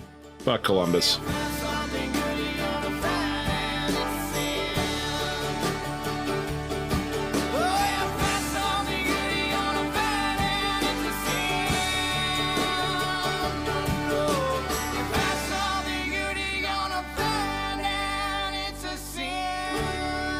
Thank you so much for listening to this episode of the Cincy Postcast. It is a production of The Post Cincy. You can check us out at thepostcincy.com or just click a link in the description to check out some of our written work. It also has links to our social media accounts across all sorts of different platforms, including YouTube, where we are trying to do more and more video content. Please, dare I say it, like and subscribe and leave a comment. But no, that would be really, really helpful. I also want to give a thank you to Jim Trace and the Makers. They're a local Cincinnati band who provided all of the music for this episode. We love having them on board. You can check them out. Again, link in the description of this episode to find out where they might be playing shows next or where you can listen to more of their music.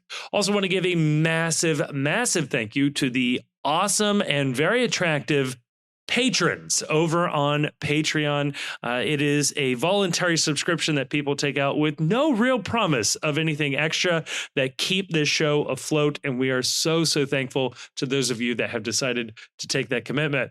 If you do like the show, or at least just want to engage with other people who have listened to the show and want to talk about FC Cincinnati, MLS, soccer, or really anything else, you can go on over to Discord. Again, link in the description. Lots of links in the description where you can find a link to the Discord. That's where we are keeping the conversation going 24/7. It feels like it's a really fun group of people in there just talking about FC Cincinnati. And like I said, just about everything else. And finally, I'll say it. If you liked this episode, and given the fact that you've made it all the way to the end, I have to assume you either like it or for some reason cannot reach the stop button. Please share this episode with a friend or family member or someone who likes FC Cincinnati. The best way for us to grow is from a personal recommendation from somebody who likes it. And if that's you, please tell other people. And if you don't have any friends, feel free to give us a review on whatever your podcast platform of choice is. We'll take anything we can get. But again, a huge, huge thank you to everybody for listening to this show. I am blown away that anybody listens to this. So again, I well and truly mean this. Thank you so much for listening.